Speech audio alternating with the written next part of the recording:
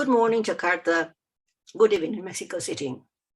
We are very glad to be with you and to share with you the 200th anniversary of the consummation of our independence. It happened in a day as today, the 27th of September, but the year was 1821, so exactly 200 years ago.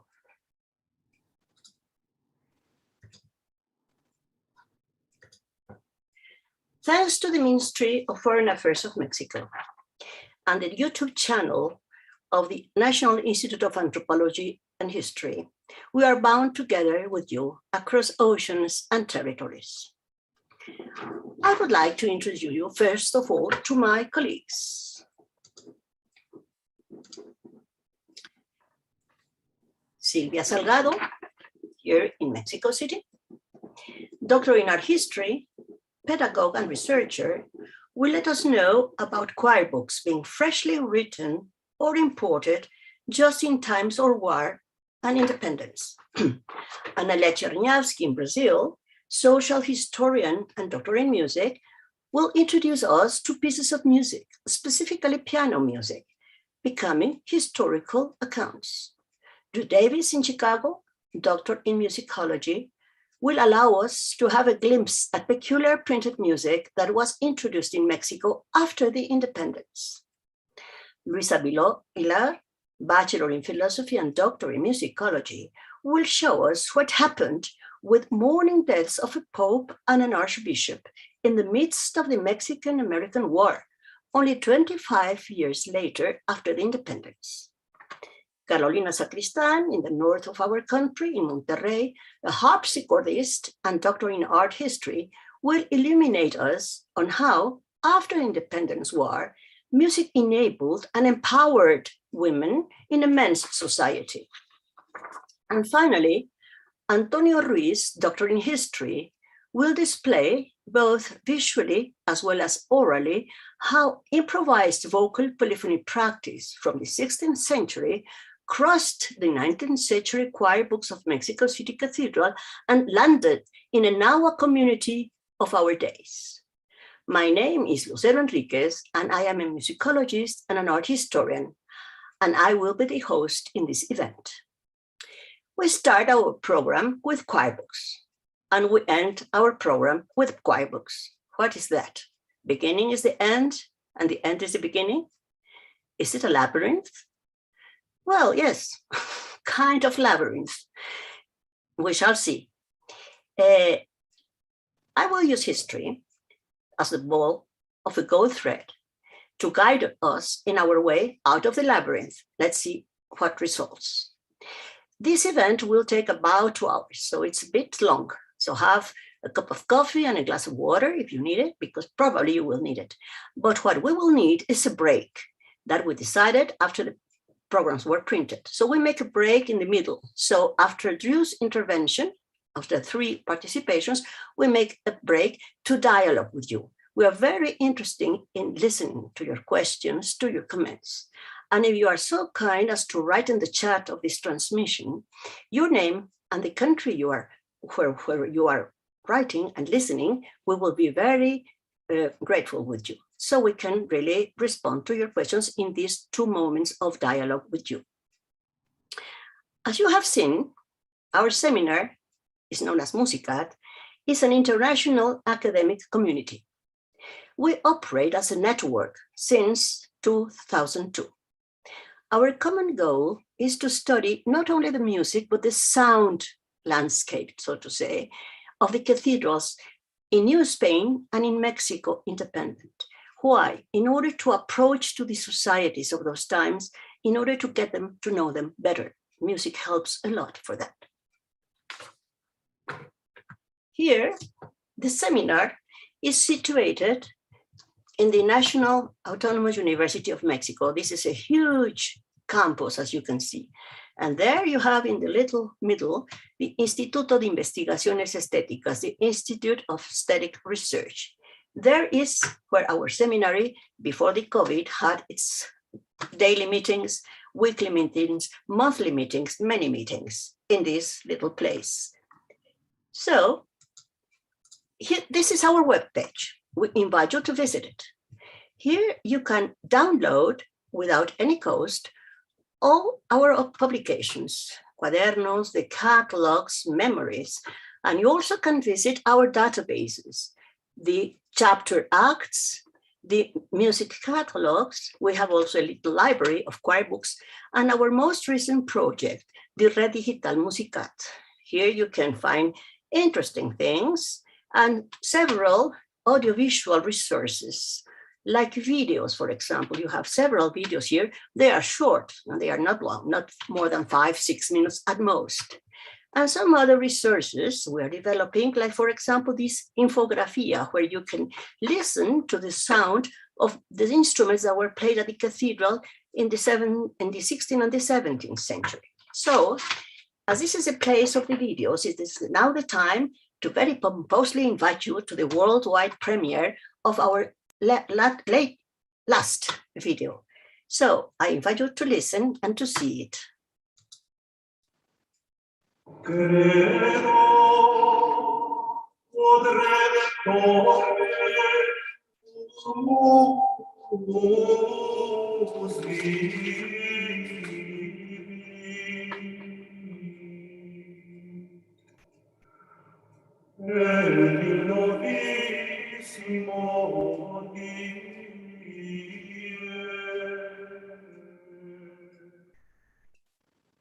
For more than 20 years, these have been places where we have experienced great discoveries.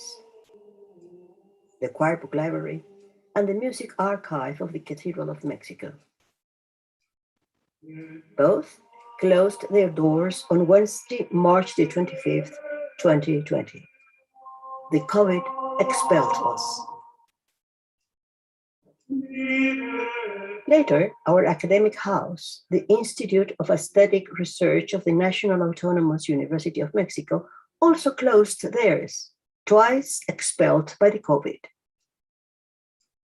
So at once, we found each other alone in a room, sitting in front of a computer screen. One day, working in the so-called new normality, we rediscovered some photographs we had made of a work written by José Ignacio Triujeque in 1843, where there was no longer a music chapel because the cathedral had no money to pay the musicians. It was not due to COVID. It was one of the consequences of the independence struggles, invasions, and dispossession that had occurred in Mexico. Thus, we realized the importance of this work due to the similarity of circumstances between the past and our present. On important occasions for the church, Triujeque would call his colleagues and arrange existing scores so there would be some music in the cathedral. The work that we had rediscovered was an invitatorium, which is the genre of works with which a service for the deceased people begins. Reviewing some photos of the cathedral choir book, we realized that we could bring this music to life in the way it was done in the 19th century, interspersing plain chant with others' music. "Why don't we record it?" said a member of the seminar. And in that moment, we escaped the pandemic making music.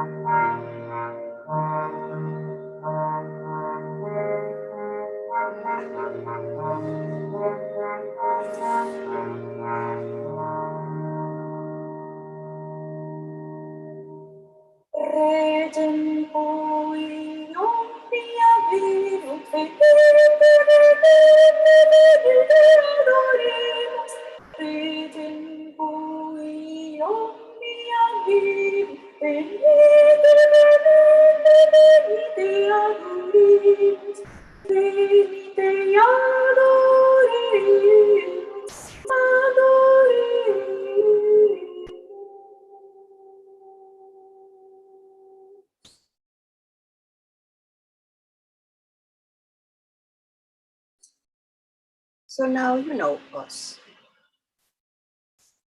There's a sound that it is not welcome, and I think it is my computer. I don't know if it's the ventilator, but she was not invited, this apparatus. So I don't know what we will do, but now it's silent. I hope it remains like that. So now you know us, and now this is the image of our event. I don't know if we can get out of the labyrinth, but let's try to puzzle out this puzzle. Those of us who are born in countries that were colonized, we know how difficult it is to achieve a little bit of independence, not much, but at least a little bit. In Mexico, the independence revolution lasted 11 years, during which all kinds of conspiracies, trade treasons, well, slaughters, bloodshedding everywhere. There were only once in a while some periods of apparent calm. The revolution started on the 15th of September of 1910. And officially ended on the 27th September of 1821, the date we are celebrating today, anniversary. And this was officially when the Trigarant Army entered Mexico City, headed by two generals, one a rebel and the other one a royalist, thus loyal to the King of Spain. This entrance is the one we are celebrating today, 200 years ago. We call it the consummation of the independence. This consummation was not easy to achieve. It was preceded by all kinds of attempts. Here you have the political or diplomatic attempts. Here, the legal attempts.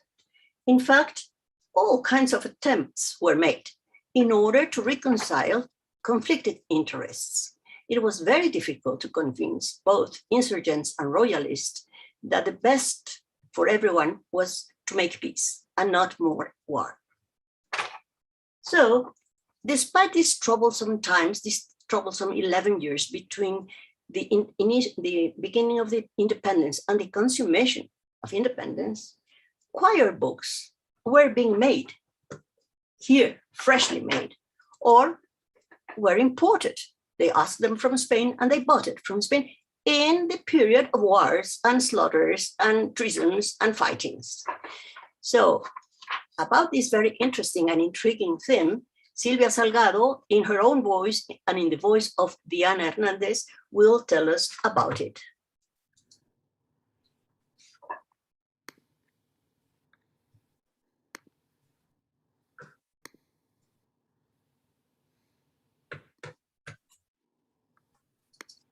In Mexico, the history of Catholic choir books goes back to the 16th century, a few years after the fall of the capital city of the Aztecs and the triumph of the Hispanic crown in American territories.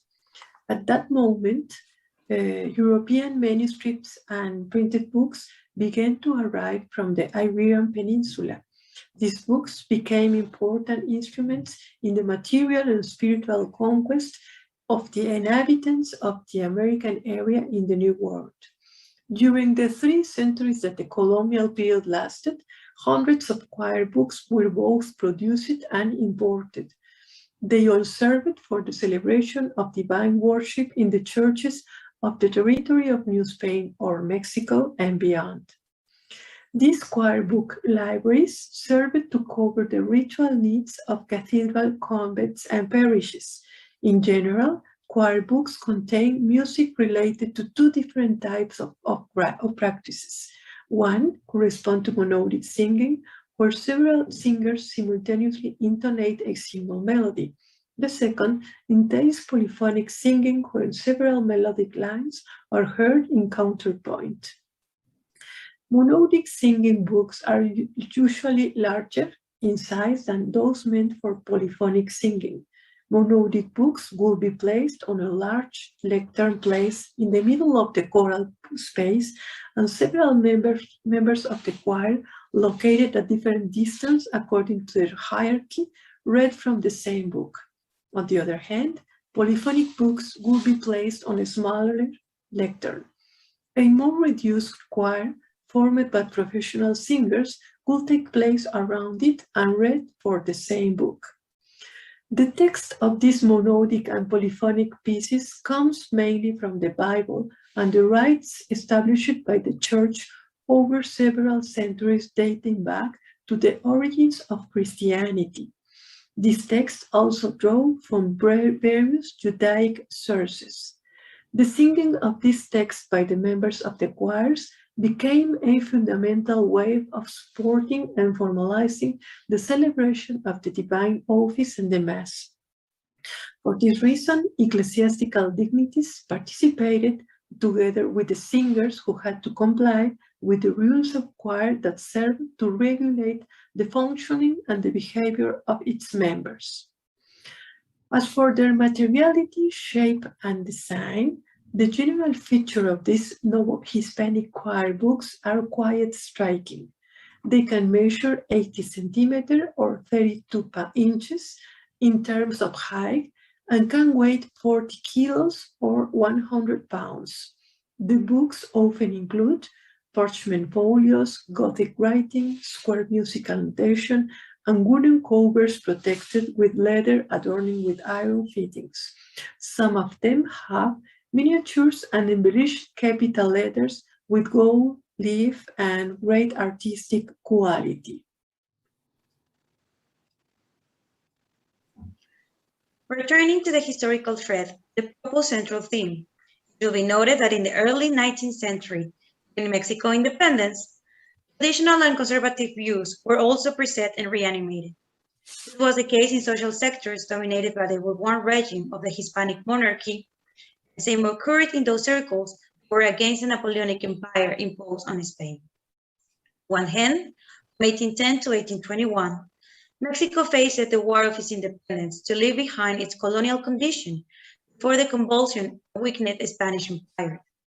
On the other, this environment, hostile to the permanence of the old regime, governing bodies of the cathedrals of Mexico and Durango reacted by acquiring 5 choir books for divine worship. This was a way of confronting the social changes that were challenging tradition and the old regime. Notations contained in these 3 books so that their manufacturing was ordered by these two cathedrals. The other two books do not contain inscribed information regarding their provenance. The oldest of the 5 choir books contain the chants and the office mass of the birth of Saint John the Baptist, known as the precursor of Christ. The book was signed on February 1st, 1810, by Sochantre Vicente Gomez, when Pedro Valencia y Vasco was the cantor of the Cathedral of Mexico, 7 months before the outbreak of the War of Independence. The volume is kept in the National Museum of the Viceroyalty. It can be consulted digitally in the Media Library of the National Institute of Anthropology and History of Mexico. The second and third volumes are the books with the hymns or songs were dated 1811, the year after the war began. One of them contains the hymns that were sung throughout the year. The other is dedicated to the main Franciscan saints, in accordance with the provision of the Roman Catholic Church. Both books bear the Franciscan symbol of the 5 wounds in their bindings, even though they are kept in the Cathedral of Mexico. The date of their incorporation into the later collection is unknown. Due to the calligraphy and plastic manufacture they present, it's possible that they were brought from Spain. The 4th book was ordered by the Cathedral of Durango and remains in its choral library. The city of Durango is in the northwest of the country, was the largest diocese in New Spain until the end of the 18th century. The cathedral is dedicated to the Assumption of the Virgin Mary. So is the second part of the book. The first part contains the offices of the Holy Trinity. The book was commissioned by the electoral canon José Álvarez Tostada. Juan José Meraz composed in its musical notation. The day of manufacture is 1816, in the middle of the war, a difficult year for the independencies due to the death of José María Morelos, one of the leaders of the independence. The 5th, last of the books, correspond to the office of the Sacred Heart of Jesus that was ordered to be made by Ciro Villaurrutia, country commissioner for the Cathedral of Mexico in the year 1818. This is the last identified choir book that was produced during the Mexican War of Independence, and that is what we will hear in the passage below.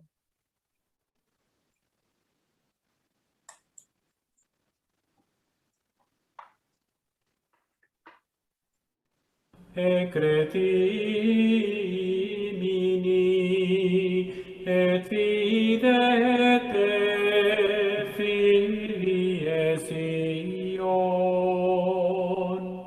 regem Salomonem in diademate, quo coronavit mater sua,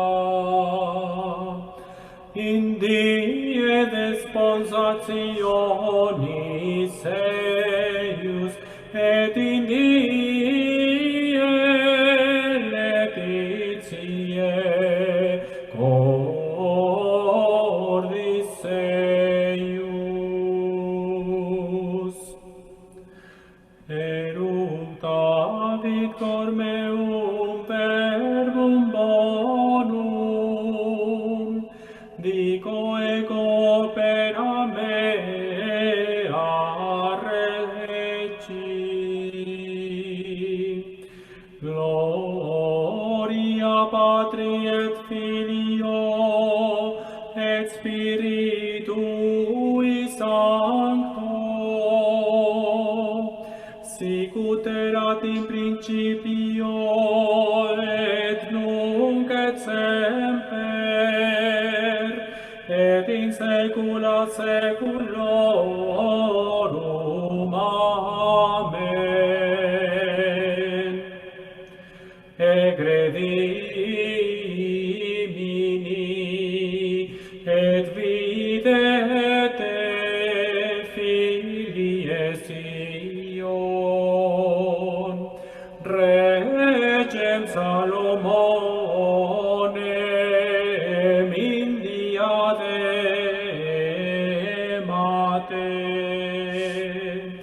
quo coronavit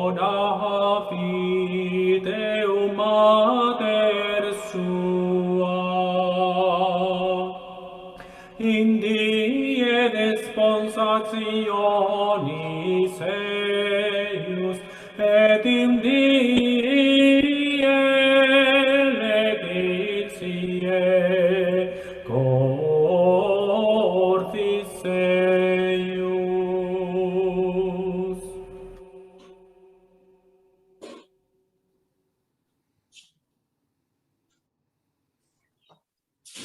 It should be said, before the work we just heard, the same volume is the mass dedicated to San Felipe de Jesus, first Franciscan martyr from New Spain, who traveled to Japan as an evangelizer, the Manila galleon called La Nao de China. This is the first modern cultural and commercial transoceanic route of the Pacific that was established and developed during the years 1565 and 1816, between the ports of Acapulco in Mexico and Manila in the Philippines. Finally, we can say that the production of the 5 choir books here described was not carried out under the fire of the cannons of war, but more likely during those periods that favored the defenders of the king, or when the battles were fought in another territory.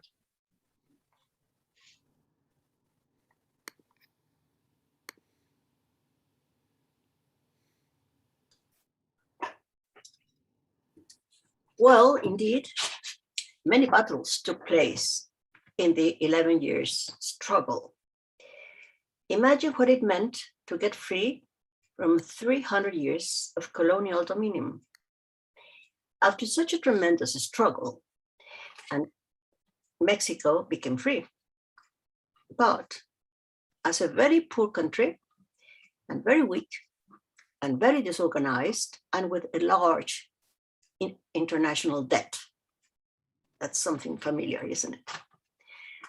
A well-known historian of those times wrote, in the midst of such a complete upheaval of all elements of society, the only thing that has remained untouched is the church.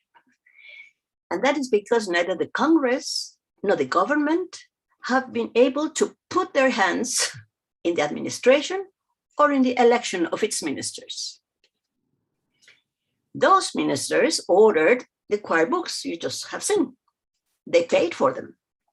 And those choir books were made according to the European tradition more than 500 years old.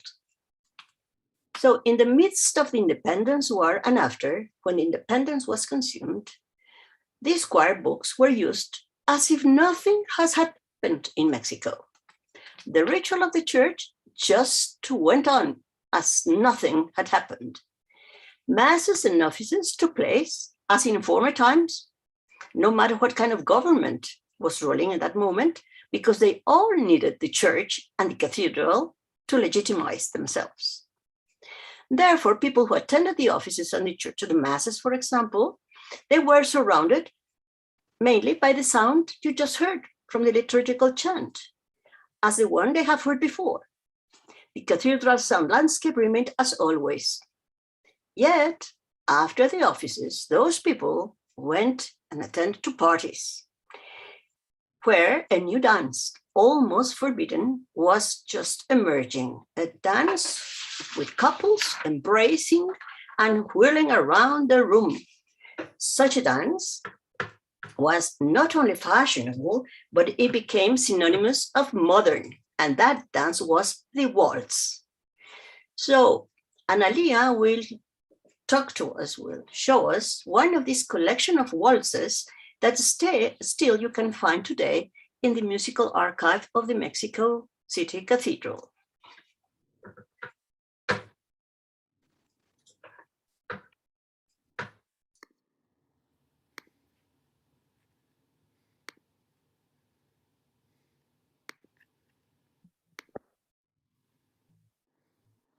To begin my presentation, I invite you to watch the video Demolition to the Rhythm of the Waltz.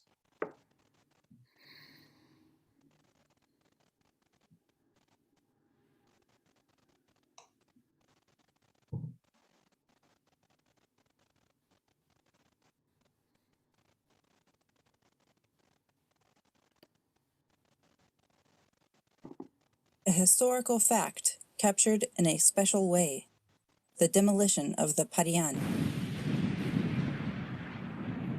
In 1843, Alejandro Gomez, a young man only 15 years old, wrote a work for piano remembering this event.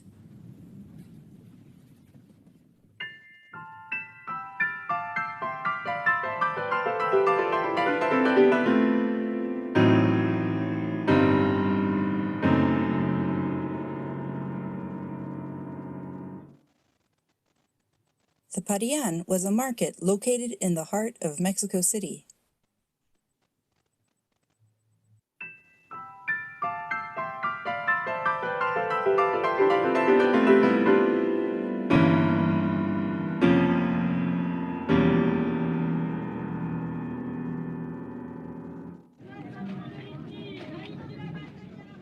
In the Parian, goods from all over the world were bought and sold.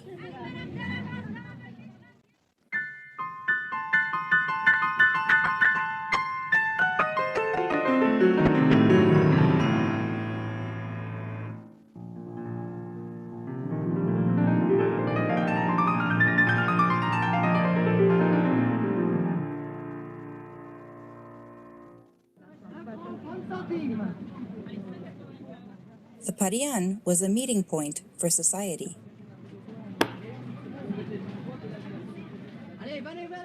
Riots and carelessness caused the market to decline.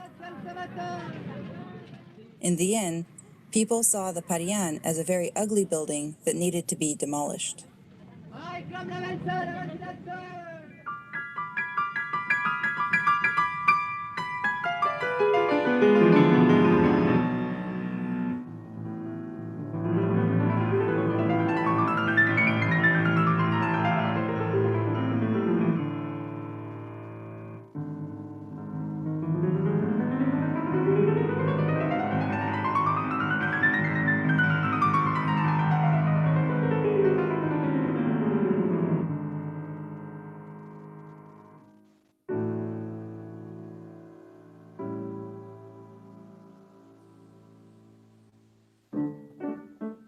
This event allowed the market and its demolition to be recorded in history in a unique way to the rhythm of a waltz.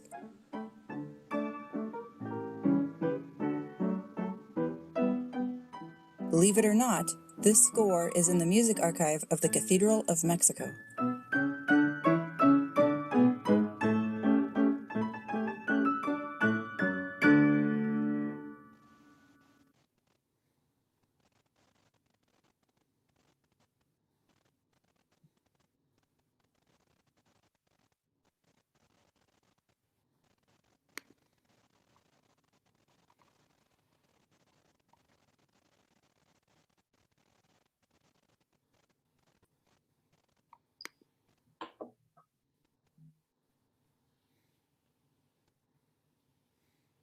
Believe it or not, this score is in the music archive of the Cathedral of Mexico, as Musicat's video tells us.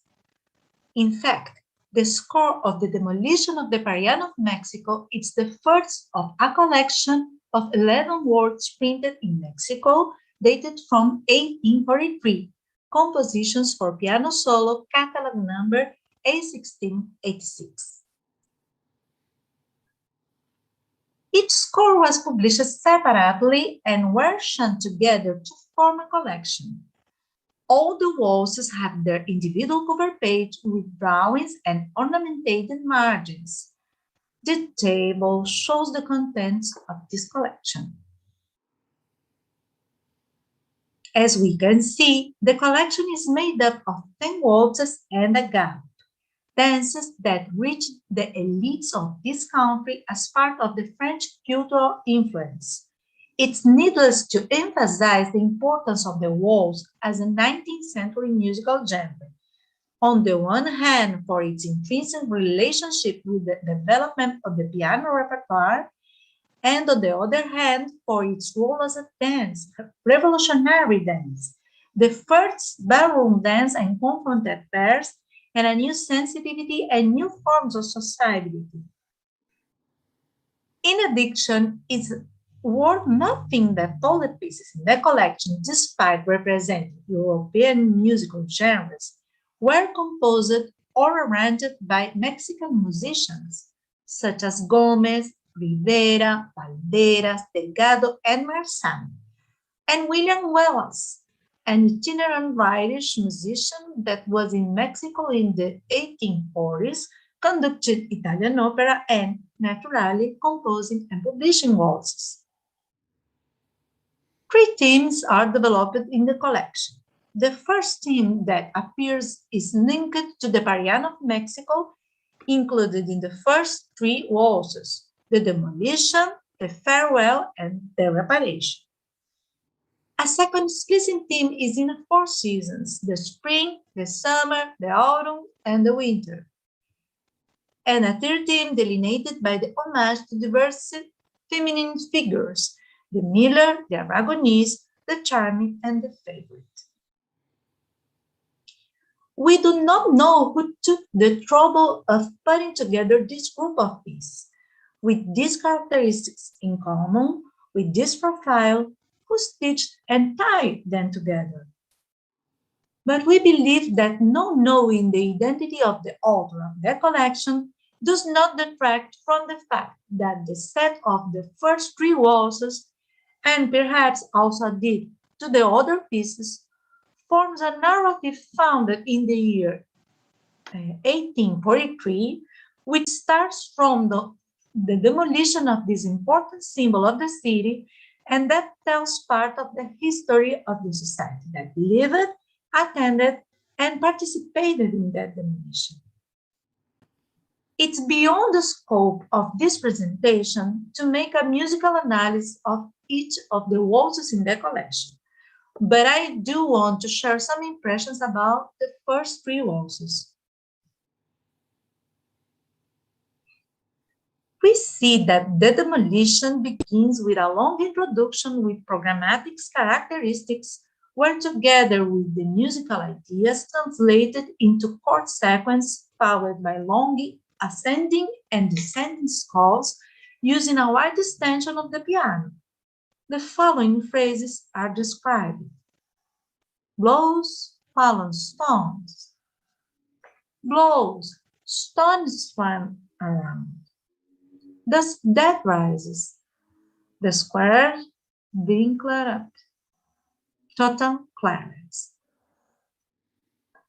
Then follows the tempo di valse in 3/8 with short melodic themes and gradual change of dynamics.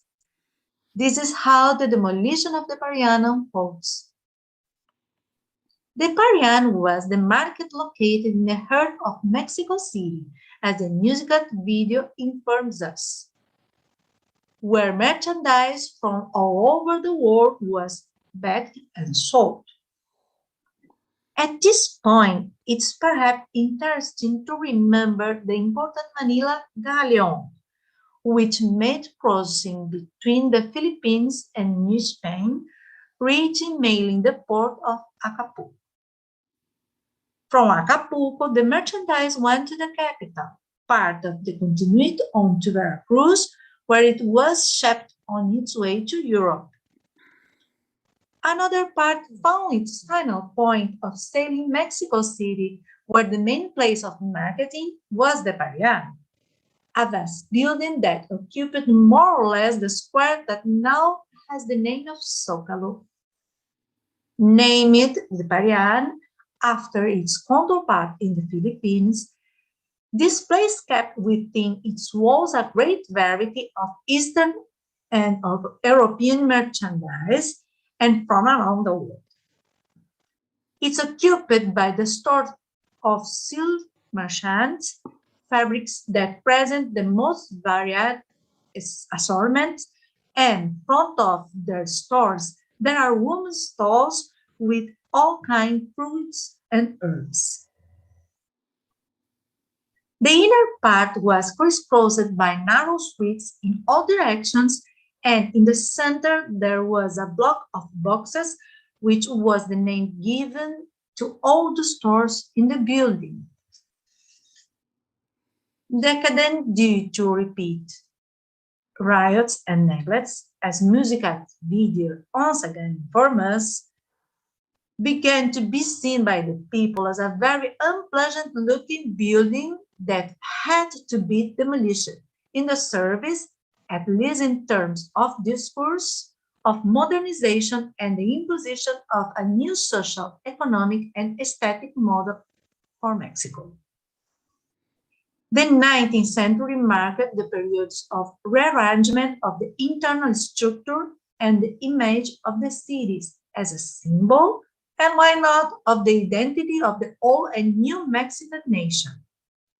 To the new nation correspond the music, the waltz. We invite you to listen to the Farewell of the Parian of Mexico, a waltz composed by Jesus Rivera.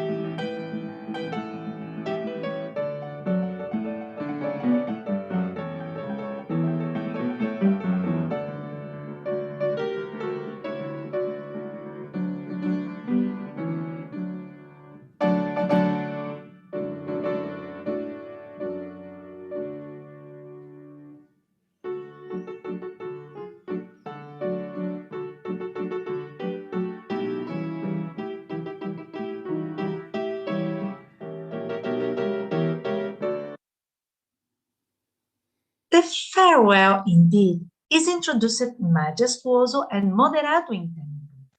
It's followed by the tempo di valse in 3/8, with a less conventional piano accompaniment and abrupt change of dynamics, going from fortissimo to pianissimo in a few bars.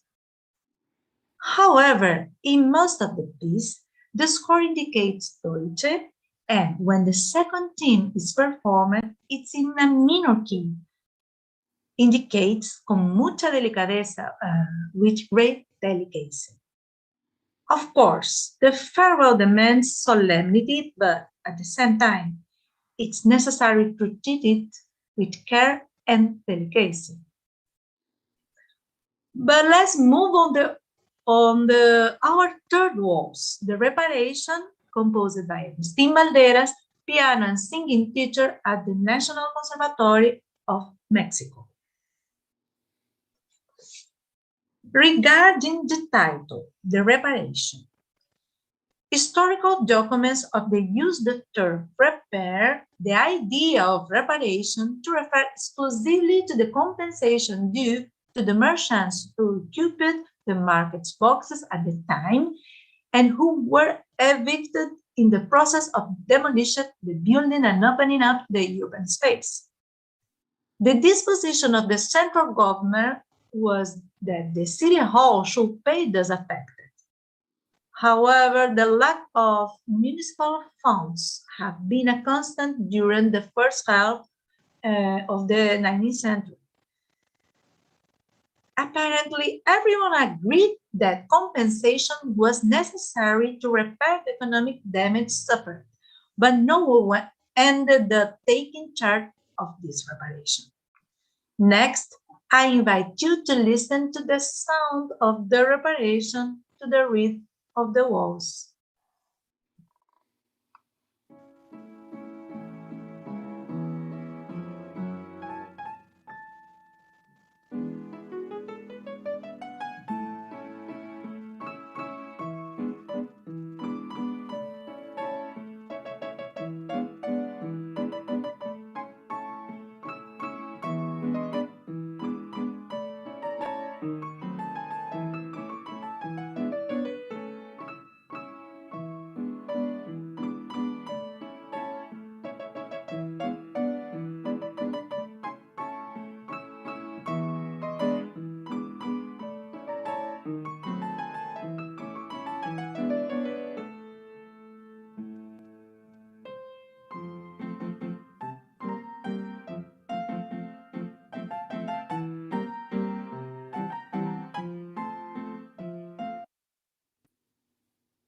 A short and simple introduction leads us to a first wall with grace as the score marks. It's interesting to call attention to the fact that unlike the walls of the demolition, which begins in tempo ad libitum, and the walls of the farewell in 3/8, the walls of the reparation comes in 3/4, calmer, with an accompaniment very simple and traditional of walls in its broken chords. Another piece of information is that while the first two waltzes begin and end in the key of D major, the reparation is in A major, that is, the dominant key of D. Finally, the society that deals with repairing is the one that dominated, right? Speculation, of course. I return to our motivating video, Demolition to the Rim of the Walls, which ends its exposition with the phrase, "This event allowed the market and its demolition to be recorded in history in a singular way to the rim of the walls." This idea refers directly to the role of the score as historical document, but I wanted to add value to the role of the score as a writing record of sound musical matter as well. Hearing the music of the waltzes gives us other possible impressions of the society that created, cultivated, and propagated it, and in which, of course, it made sense. To finish this talk, I want to link the titles of the waltzes with the questions underlined in the subtitle of our event: Demolition and Farewell Beginning, Reparation, Labyrinth. I think it's not necessary to explain the link between demolition and end, so I will go to the second link, Farewell Beginning.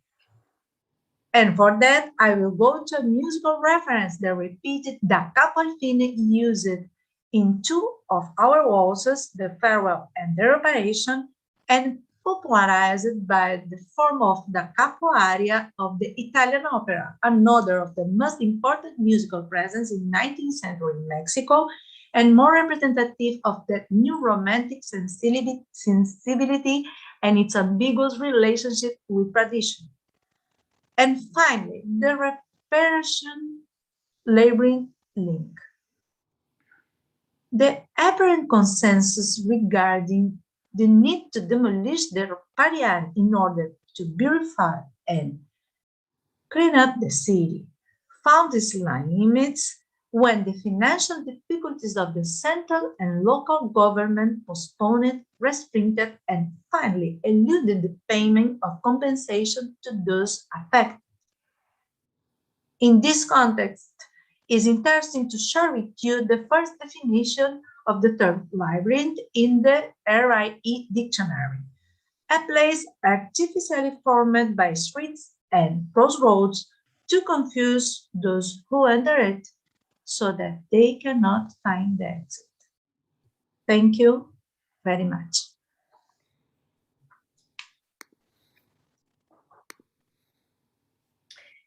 Well, yes, a labyrinth, a maze, just like the one described by Analía. That is exactly how Mexico looked in those years after the independence. The labyrinth was made, well, just like in the reparations, by ideology, by economic interests, by all kinds of privileges that didn't disappear after the independence. They were just there. And it was so confusing, the labyrinth, that they were confused inside, and the people who wanted to come from outside, inside, they were also confused. Nobody could find its way out, really. And even worse, the country was to the point of disintegration. Outside the labyrinth, what do you think? France and England, the powers of the time, they were just trying to replace Spain by grabbing whatever was left when Spain left the territory. Especially the silver mines, of course. What do you think? And the international commerce. Mexico was very much in debt, so it needed resources. And England was offering money at very high rates, usually, but also was offering international recognition. And that was something very necessary for the young country, because the fear that Spain would return was a real fear. And what do you think? Spain did came back. They tried, at least in 1829, with a small exploratory regiment that sent the King of Spain. They landed in the north of Mexico and tried to recover Mexico. So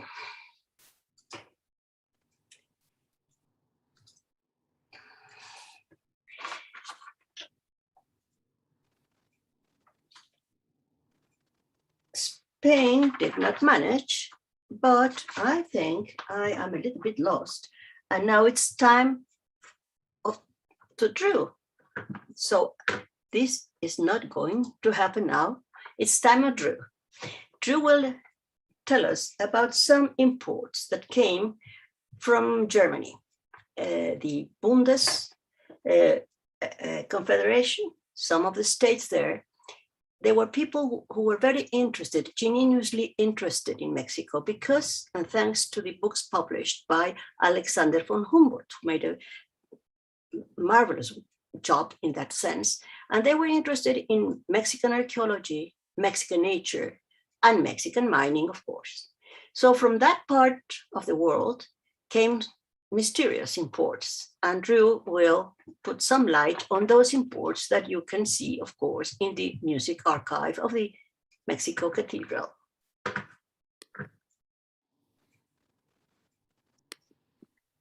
Good morning and good evening. Throughout the colonial period, two powerful institutions enacted control over the citizens of New Spain: the Spanish monarchy, as represented by the viceregal government, and the Catholic Church. In the 19th century, the consummation of the independence of Mexico transferred governance to the leaders of the new nation, who over time enacted a series of measures that limited the power and wealth of the Catholic Church. These included the abolition of clerical privileges, or fueros, the secularization of missions, and the desamortization or seizure of church property under the Lerdo Law of 1856. That said, the Bourbon reforms of the 18th century had already passed anti-clerical measures, and thus restrictions on the Catholic Church cannot be linked exclusively to Mexican independence. The overall historical narrative of 19th century Mexico tends to chronicle the secularization of culture. But the Catholic Church was not rendered obsolete, and indeed it persevered throughout the century. Historian Brian Connaughton reminds us that the majority of Mexicans remained practicing Catholics after independence, and that many religious traditions grew in importance, especially in popular contexts. The Catholic Church no longer counted upon the resources that it enjoyed in the colonial period. And after 1837, Mexico City Cathedral could no longer support the expense of a full-time chapel of musicians. Thus, from that time onward, the cathedral hosted full orchestral performances only on special events, such as feast days funded by chantry funds, funerals, and other occasions. Most services would suffice with organ and voices alone. During the viceregal period, the Catholic Church remained the primary employer of musicians, and the few composers active in New Spain generally became chapel masters in the cathedrals. In the 19th century, the musical scene diversifies, especially in Mexico City, and thus the cathedral becomes only one venue for a professional musician to perform on occasion. Church patronage was no longer a viable career path for instrumentalists. Ironically, the most prolific colonial composer, Antonio Juanas, wrote many of his pieces in the first decade of the 19th century. The music of Juanas is not well known today, but it is notable for its simplicity in comparison with the music of previous generations. In fact, he even wrote some of his vocal works to be performable with or without the accompaniment of violins and other instruments, such as this Salve Regina, which in its version without instruments could have still been performed throughout the 19th century. Here, we hear it with strings, as performed during the 15th anniversary celebration of Musicat in 2017.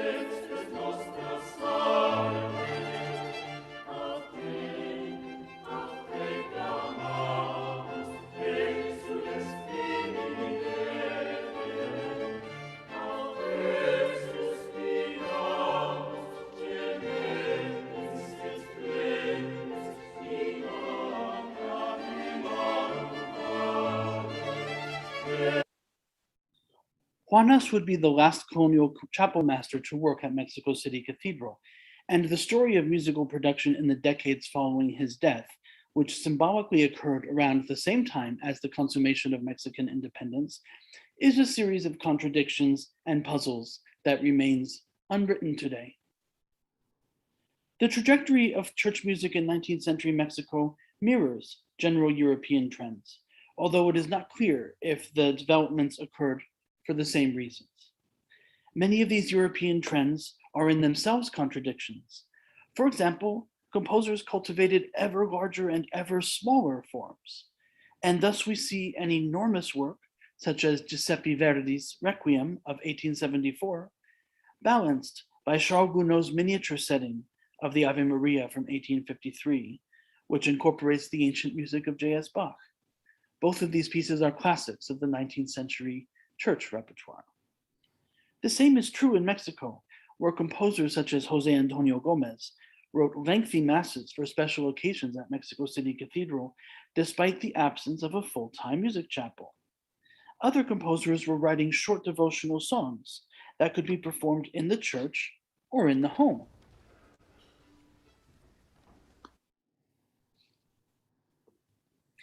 This anonymous mid-19th century song, O Virgen Sacrosanta, preserved at Mexico City Cathedral, is a simple piece that honors the Immaculate Conception of Mary, yet is written on fine gold-leafed paper from France. The colonial repertoire never enjoyed such luxurious materiality, although the complexity of the colonial music was much higher. In this case, the fine paper conveys the sense of a rich offering to God through a simple song. Versions of this song, which may have originated in Spain, are still sung today in Mexican villages, largely in honor of the Virgen de Ocotlan, as searches on YouTube will reveal. Among the new printed repertoires of music that became utilized in cathedral liturgy were works composed and published in Central Europe, Augsburg, Paris, Vienna, Munich, Milan, for a market of parish churches at a time of religious renewal.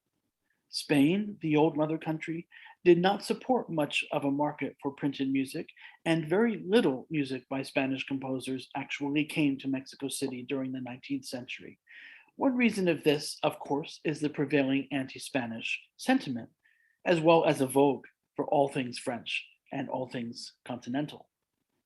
A surprising number of printed sources from Germanic lands arrived in Mexico City, although the supply chain is not yet entirely clear in the years before the opening of the music shop of Wagner y Levine, just meters from the cathedral. I am especially interested in the sources from Bavaria and Austria, areas in which a reform movement occurred later in the century that supported greater participation of lay people in the celebration of the liturgy. It is not uncommon for these German and Austrian works to have titles that evoke popular rural culture as a symbol of purity. An early example of this tradition of printed music from Augsburg is a set of Vesper songs for rural chorus written by Donat Müller, a composer almost unknown today. The print, published by Anton Böhm in Augsburg during the 1830s, was at Mexico City before 1842, when Jose Ignacio Churreque made arrangements of its various movements in order to broaden the liturgical scope of the repertoire. Churreque left notes on the title page in order to show the liturgical services that he rewrote the Psalms for, simply by changing the words and keeping the music almost the same. As can be seen, he even tried to make his manuscript arrangements look as closely like the printed original as possible. On the left, we see the original from Germany, and on the right, we see the arrangement from Mexico City. The source of Müller's Psalms, the publishing house of Anton Böhm, was founded in 1803 in Augsburg, and it still exists today as a major publisher of sacred music. One of the labels frequently found in this Germanic repertoire is the pastoral. Of course, the genres of pastoral cantata had flourished in both Italy and Austria since at least the beginning of the 18th century. The Italian pastoral, which evokes the shepherds at Christmas, typically uses 6/8 or 12/8 meter with simple chords, singable melodies, and sometimes the flute. Indeed, several masses by Antonio Juanas even include sections titled Pastorella within the Gloria conforming to these conventions. The Austrian pastoral is similar, but sometimes uses the 2/4 meter typical of traditional Austrian dances. Importantly, scholar Geoffrey Chu has noted that there is never dissonance in the chords of pastoral music, which is aimed at a bäuerisches Gehör, or a farmer's ear. In the concert repertoire, we know these gestures from Beethoven's Pastoral Symphony written in 1808. In Central Europe, an evocation of the purity of rural culture, together with a new desire for the Middle Ages, form important aspects of Romanticism. One composer, Anton Diabelli, will forever be linked to Beethoven because of the latter's Diabelli variations on a waltz melody written by the lesser-known composer. Working in Vienna, Diabelli was both a publisher and a composer, and wrote several hundred works for church services, including 5 Landmessen that are preserved intact in Mexico City. These prints were probably purchased in the mid-19th century and would have been used for special occasions, as they are written for a large orchestra with relatively easy vocal parts that choirs in parish churches in Central Europe could sing. Hence, they are country masses, Landmesse. If we listen to a section of the Gloria of the Landmesse number 5, we hear a lot of monotone singing behind relatively active and interesting music for the professional violin players who would have been hired. In many of these works, most of the instruments and even some of the voices are optional, and versions of this work can be performed with only organ or a minimum of forces.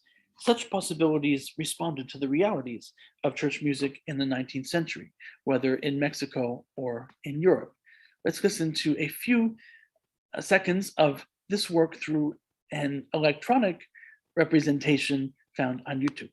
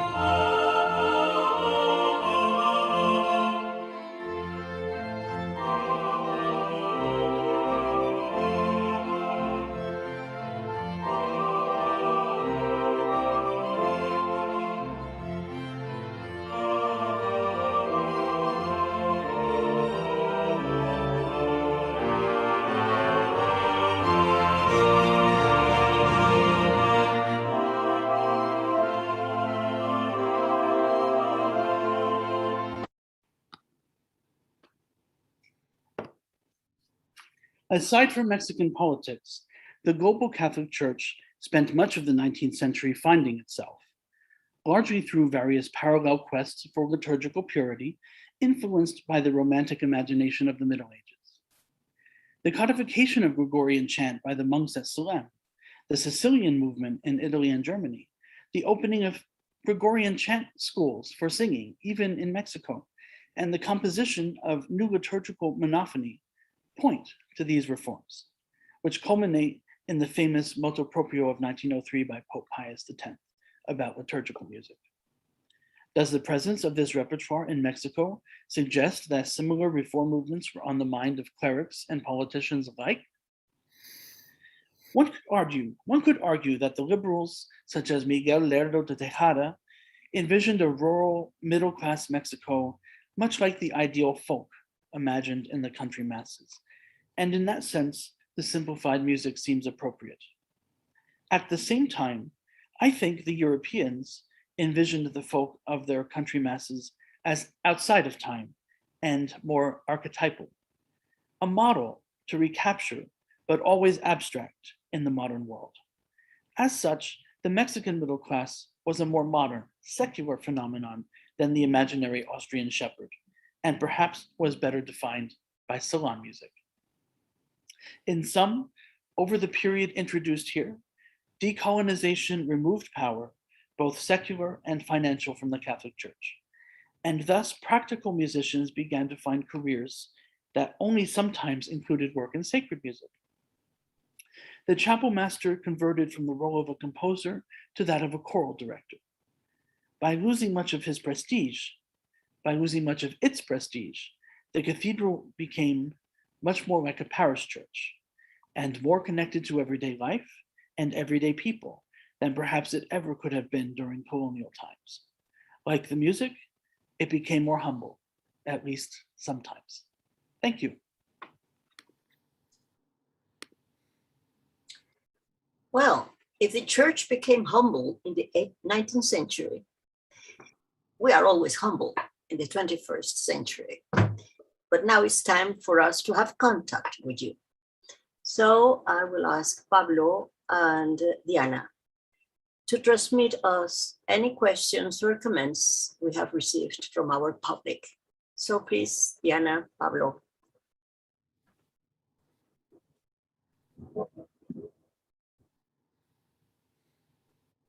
Hello, good evening, everyone. We would like to start answering the question why this is in English, porque esto está en inglés. Y les queremos decir a todos los de habla hispana que el día de mañana a las 5 de la tarde, hora México, vamos a tener el seminario en español. Entonces, no se preocupen, esto va a estar en nuestro idioma. So, we would like to start with some, a very specific question. So, Ryan Banks asked, this is an open question for everyone. Is there any involved, religious or not religious, in any other archive, like in Durango, the Church of Guadalupe, or the Cathedral of Puebla, that we will know about it? Who wants to answer that? Analía, maybe. Analía, algún vals religioso o no religioso del que tengas conocimiento. Analía, your microphone. Was religioso? No religioso. Eso está. Okay, so no, the no, question is no religious music. Mm-hmm. Well, I can answer. I can start the answer. Yes, in the Cathedral of Puebla, we have some pieces that are not religious, basically. In this case, we know where they come from. They came from the donation of an archive of one of the musicians that had worked over there. So we do have, at least in the Cathedral of Puebla, as in the Cathedral of Mexico, we do have some pieces that are not religious. And in this case, we know how it got there. At the Cathedral of Mexico, we're not so sure. And I don't know, Drew, if we do have some music in Durango or in some places that are not religious? There's a very small repertory of instrumental music from the early 19th century at Durango, which includes some waltz figures, but there is much less of this general 19th century repertory there than there is in Mexico City or Puebla. But one thing I will say to help answer as well is that there's not necessarily religious waltzes, but there are religious movements that use the gestures of the waltz. And one place we find those is, for example, in the Benedictus of the Mass in the 19th century, where you may have the 3/4 time set up with a very slow waltz and then a very ornamented melody above. And such, it's not really a waltz, but it has gestures of the waltz. And that's the way in the 19th century the secular comes into the sacred, and the sacred can cross boundaries in that way. But of course, as Analía can talk about, there is a considerable waltz repertory in Mexico City. Thank you very much for your answer, Drew and Luisa. And thank you so much for your question, Brian Beth. We would like to say greetings from Natasha from the Jakarta Institute for Art. She says, Buenos días from Indonesia. Thank you for this amazing webinar. Mrs. Mari Rojas says, Hola, buenas noches. Gracias por compartir. Good evening, everyone. Thank you so much for sharing this space. Laura Galicia says, congratulations, felicidades, y viva Mexico. And greetings all the way to Florida to Javier Mendoza from Miami and Sergio Arteaga Gadar from Orlando. Thank you very much for watching this webinar with us. And continuing with the greetings, we have greetings from Ernesto de Jesús Espinosa García. Your microphone, Says, Pablo. Your "Saludos a microphone. todos desde México." Your microphone.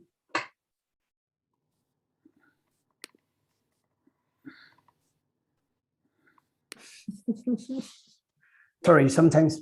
Now it's okay, no? Now it's okay. Oh, sorry. So I begin from the beginning. So we have greetings from Ernesto de Jesús Espinosa García. He says in Spanish, saludos a todos desde México. Gracias por la invitación de la charla de hoy y en especial para la Embajada de Indonesia. Me encanta este país tropical. So he says, greetings from everyone from Mexico City. Thank you for the invitation to the talk today, and special from the Embassy of Indonesia because he loved this tropical country. We have greetings from Araceli Rodriguez for this magnificent project. Alan LW from Indonesia. Thank all of you for this amazing webinar. He wrote from Francisco Jakarta Institute of Arts. And El Huaychican de Barrio, he says amazing, as well of Michelino from Jakarta's Institute. He says amazing too. And another amazing from Mohammad Dafanufal Hamza from Jakarta Institute of Arts as well. So as the moment is all the greetings that we have and no further questions. Well, I think we have a collective hello to Jakarta Arts Institute because actually they are with us. We are connecting with them, and thank you very much. It is amazing that you are bounded with us through this medium, and we thank you very much because you have been very supportive standing here for 1 hour. Yes. So now this, I don't know if my colleagues want to have a question to the people listening, or I only want to remark, because there are some Spanish speaking people listening to us, that there is we don't know exactly how these waltzes or cuadrillas came into the cathedral. I really don't know. There is one amazing waltz, and for the Mexicans or the Spanish speaking people, I don't know how to translate that in English. There is a waltz that is called El Vals de las Gorditas Calientes. So the waltz of the fatty, the hot fatties. No, how would you say, Luisa? Or Drew? Antonio Gomez. Sí, pero ¿cómo dirías? I have no idea. Gorditas Very calientes. desirable women. Very desirable women and very hot women. Well, hot and rounded women, no? Well, Such a waltz is in the cathedral. How did, ¿es de José Antonio Gómez, Caro? No creo, ese hombre, that man was very solemn, that was very pompous. He wouldn't write a waltz for the fatty, hot women. No, certainly not. I don't think so. He was very pompous, writing masses with trombones and plena orquesta, y Ave María con gran orquesta, no? Tremendous pompous. Perhaps he would have been less pompous had he had a gordita caliente besides him, no? He would be less pompous, I think. So, well, that is my imagination, pure speculation. But you know, there is also a very interesting way in which the music from the outside gets inside the cathedral. I was just thinking by the answer that Drew gave, you know, that it happens even before. I mean, you can hear it in many religious pieces in the 18th century, and you have these minuet kind of things, you know, these little movements that sort of bring the outside inside the cathedrals or the churches. This is actually a very interesting subject matter to look at those links. Yeah, the fact that an archive reflects the owner, the cathedral is the owner of the archive, but the archive at the same time reveals the society that surrounds the cathedral. Well, the archive has not kept its historical integrity because it was dispersed. It has suffered a lot, the archive, music archive of the cathedral. But sometimes I have the imagination that perhaps the canons would dance some quadrilles. I mean, who knows? They have a piano there. They have a salon nowadays. They have, why not? Just pull your, I don't know how to call in the rope, the rope they use. They just kind of, never mind, let's dance quadrilles, because they don't have ownership. So from where did it come from, this kind of music? But it is in the cathedral. So it shows something. And I think we have to go like Sherlock Holmes and see how those people, that is a second stadium of investigation. We are now just finding out what it is there. And then we have to follow how it came there. I think that is 2 lines of investigation, which is very, we invited people in Jakarta. Why don't you come here? It's also tropical for the people who love to be in Jakarta because it's tropical. Here we have also tropical places. Well, Caro is in a very tropical places with no sea, huh, Caro? She's in 35 degrees or something like that. So well, shall we proceed? Shall we go? So now, after this interesting dialogue with you, we go again to chat, because you will have many questions after you hear Caro and you hear Antonio and you will hear Luisa. So we were in the economic problems of the nation, of the new nation, yeah, and of everybody. Well, big countries wanted to invade it. Spain didn't get it. But what do you think about France? France invaded us twice. This first time is because France didn't get exactly the privileges that she wanted, nor the money she wanted to be paid. So beautifully, she invaded us in 1838. It's called the Cake, the Cake War, because it was, well, the excuse was kind of not payment of some pastry somebody had bought, but well, that was of course the excuse. They invaded us. Here you see it.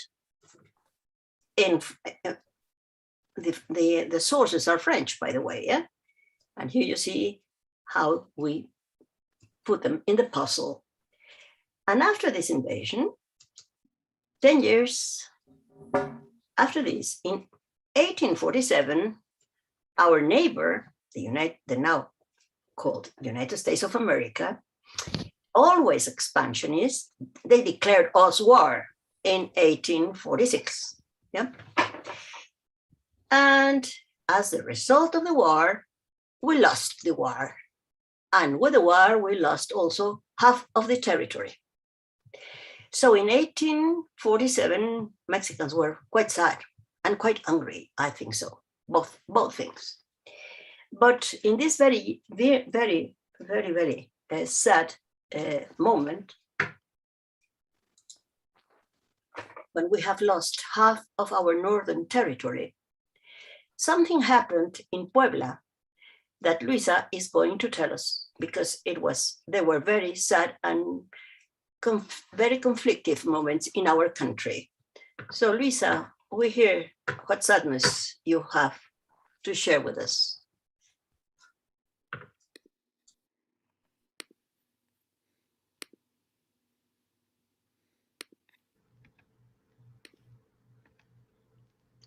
The city of Puebla is also the capital of a state with the same name.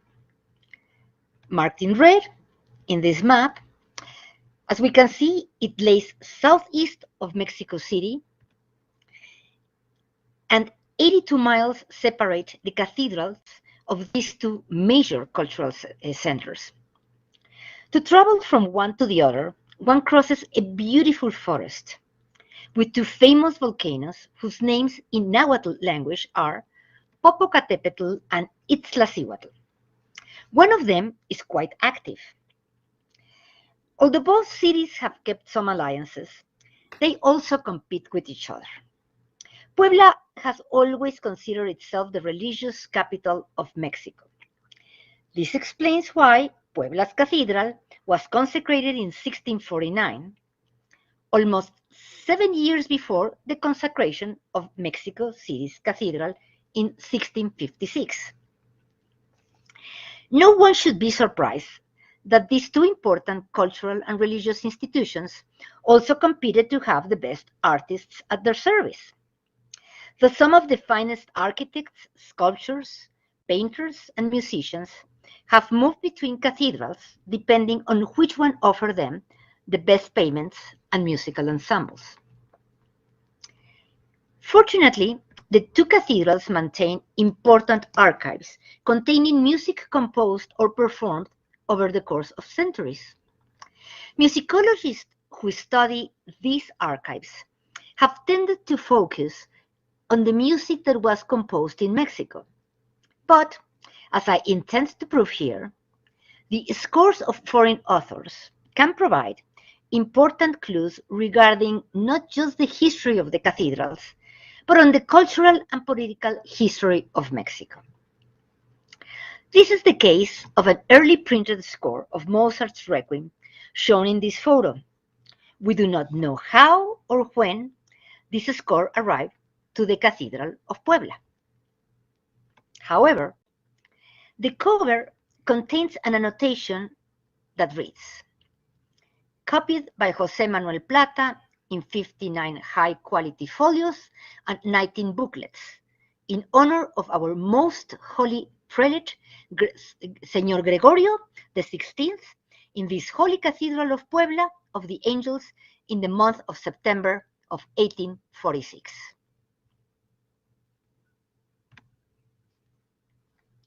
A set of handwritten parts preserved in the same cathedral corroborates the information that appears on the cover of the printed score.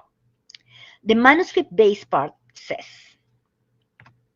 Missa pro defunctis for 4 voices and large orchestra, composed by Wolfgang Amadeus Mozart, copied in 19 booklets in honor of our most holy father, Señor Gregorio XVI, in the Holy Church Cathedral of Puebla, 59 folios, by José Manuel Plata, year 1846. Indeed, Pope Gregory XVI died in 1846. When he became Pope in 1831, 10 years had passed since Mexico's declaration of independence. However, it took Spain a decade and a half to recognize Mexico as an independent and separate partner. During these 15 years, the Spanish crown harassed any political foreign entity that would recognize Mexican governmental authorities. The delay created numerous diplomatic and commercial problems for the nation. For the Roman Catholic Church, the situation was particularly delicate, since the Spanish bishops and archbishops were not appointed directly by the Pope. The designation of each bishop or archbishop in Spanish territories entailed a process of agreement between the Pope and the King, aided by an institution called the Patronato Regio. Pictures like the one that we are seeing can be found in churches.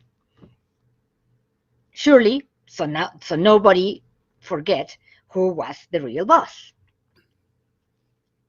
20 years after the battles of independence started in Mexico, several bishops have died, and their seats remain vacant. Thus, the situation of many dioceses became truly worrisome. Yet, the previous Pope, Pius VIII, refused to break the agreements with the Spanish crown regarding Mexico. Obviously, not every prelate agreed on this with the Pope, since just 20 days after ascending to the Holy See, Gregory XVI proceeded to appoint a group of Mexican bishops. This action circumvented all types of written and unwritten rules. It contradicted the explicit objections of the Spanish king and overlooked almost 2 centuries of well-established protocols. Pope Gregory's decision takes us back in time and back to Puebla, since these appointments were the result of 5 years of diplomatic work done by Francisco Pablo Vázquez. Who was this man who had been born in Atlisco, a town near to the state of Puebla's capital, and why was he in Rome in 1831? Well, Francisco Pablo Vázquez became canon of the Cathedral of Puebla in 1806.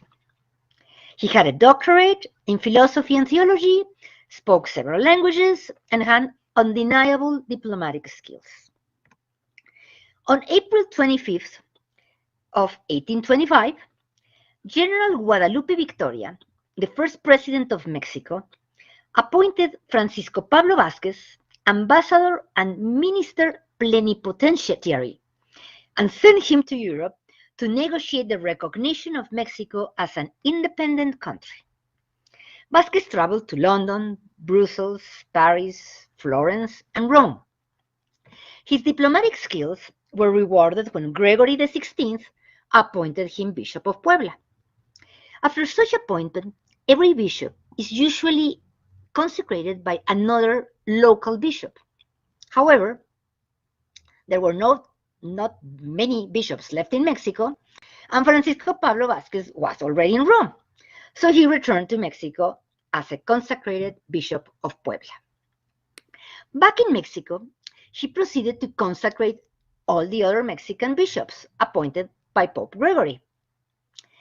Without any doubt, this gave the bishop all the importance traditionally claimed and exercised by Puebla as the religious capital of Mexico. When Gregory XVI died, Francisco Pablo Vázquez was still alive and still Bishop of Puebla, so that can explain why the chapel master Manuel Plata would be so interested in contribute to the most grandiose and solemn funeral services possible. But these were difficult years. On the other side of the volcanoes, the Cathedral of Mexico documented the death of Gregory XVI from a different angle that further illustrates the challenges of the period.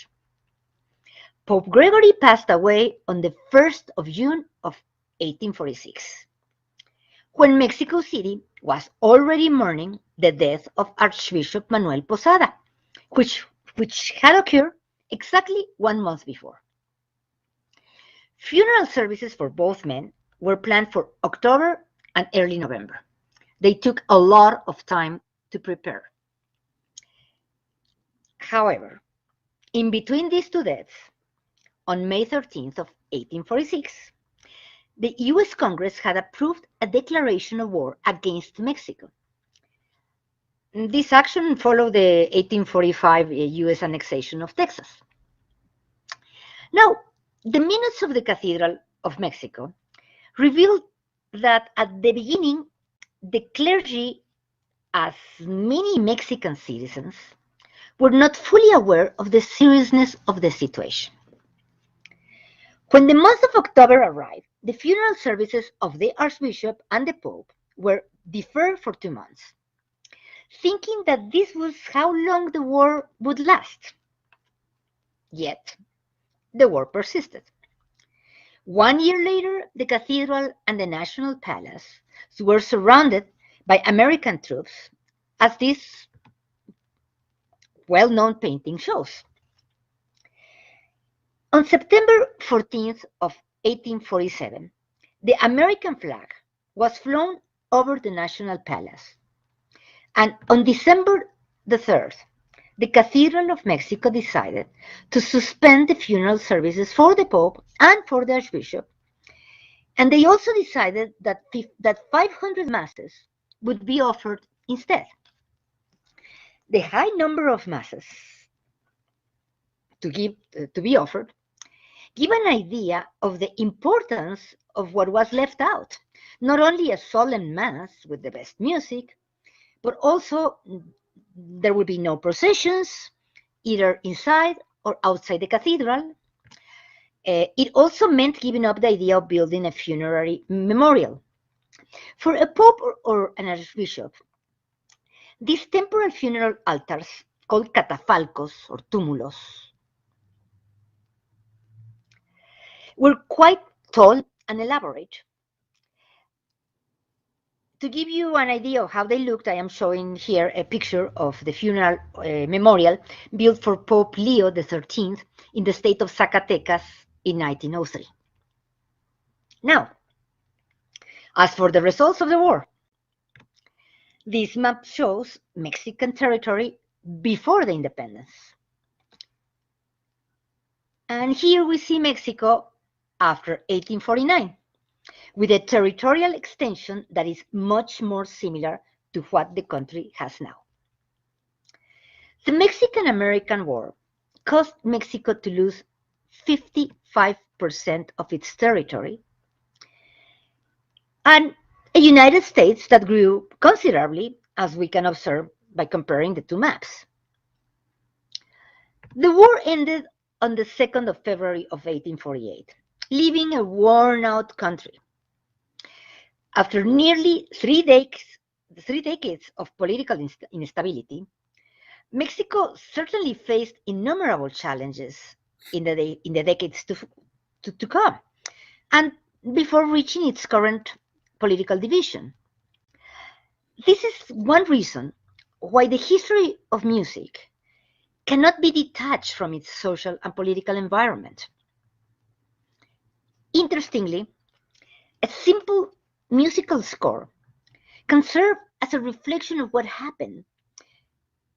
It reminds us of some misfortunes, but also shows the desire to survive and all the efforts made by the country and its citizens. Many of the institutions and architectural landmarks that witnessed all these wars survive, not without having had to adapt to different economic and political rearrangements. At the same time, their grandiosity and historical weight continue to inspire new generations of Mexican citizens, so much so that Mexico is proud to share with the world its past and its present culture and creativity. Thank you.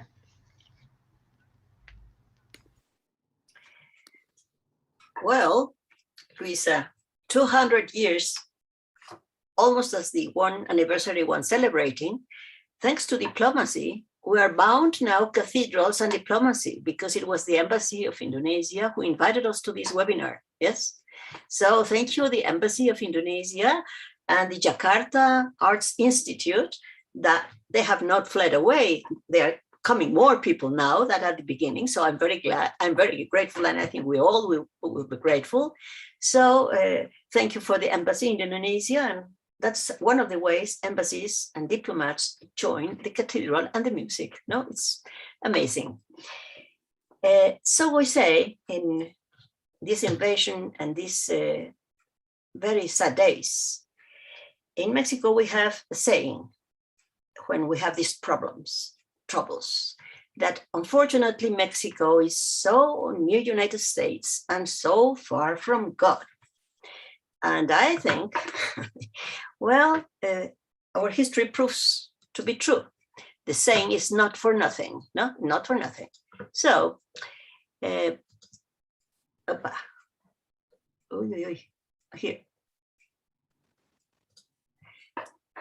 If it's far from God, our people have been always very close to Virgin de Guadalupe, yes? Hosting at the banner of the Virgin, Miguel Hidalgo initiated the War of Independence in 1810. Not as a banner, but as a stone there, in its advocation of the Assumption, she is the patron of the Cathedral of Mexico, the Virgin. And she has witnessed how many things she has witnessed.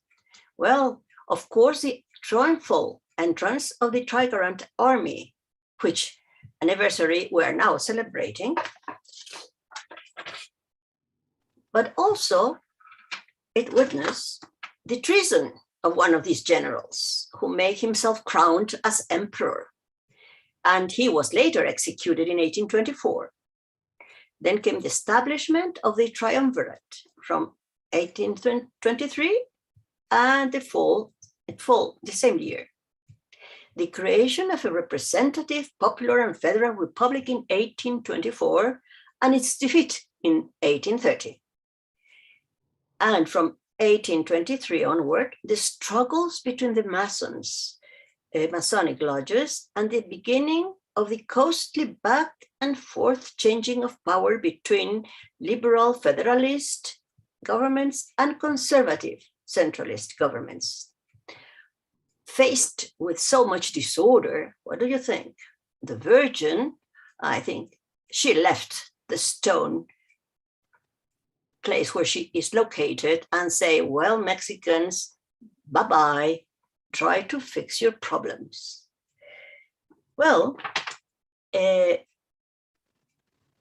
not all problems, but Carolina Sacristán will tell us how some persons, especially women, tried to solve their problems, and what do you think? Surprisingly enough, by the hand and with the hand of Mary.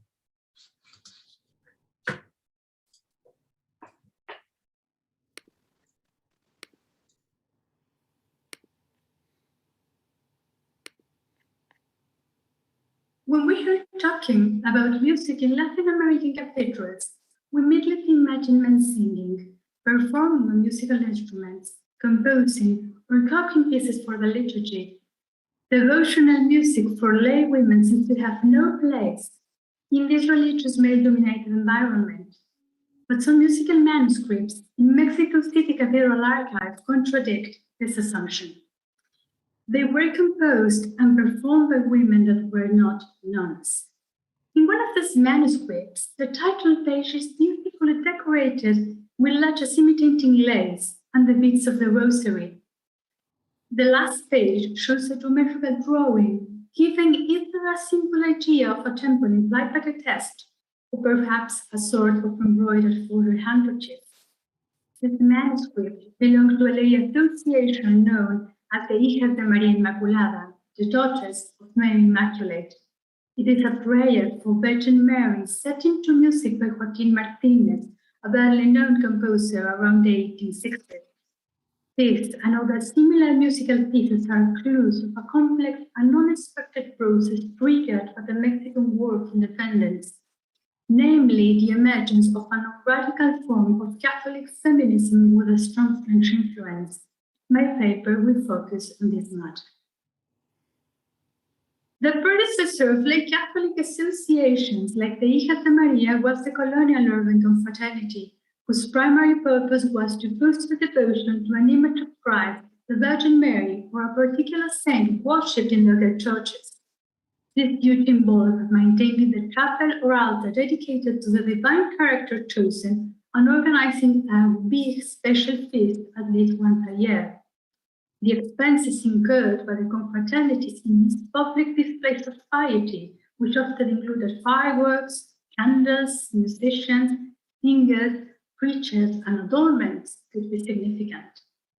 Additionally, the confraternities operated as mutual aid or burial societies for their members, with occasion more expensive. To fund these activities, confraternities depended not only on members' fees, but also on income from rental properties, bequests, and donations. The War of Independence paralyzed the economy, which carried several financial problems on the confraternities.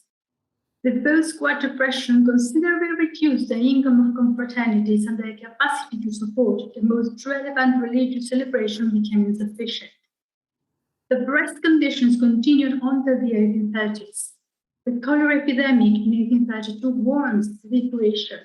Many confraternities were forced to sell properties to provide their members a decent burial. The gender balance of the confraternities also changed after 1810. Men abandoned or failed to join the confraternities for uncertain reasons, while women's membership increased in the late confraternities. Women contributed to confraternities' survival in an unfavorable religious context. The colonial confraternities were oriented towards collective and public devotional practices. 19th century women adapted them to fit into the more interior and austere religious culture embraced by elite and middle-class Catholics.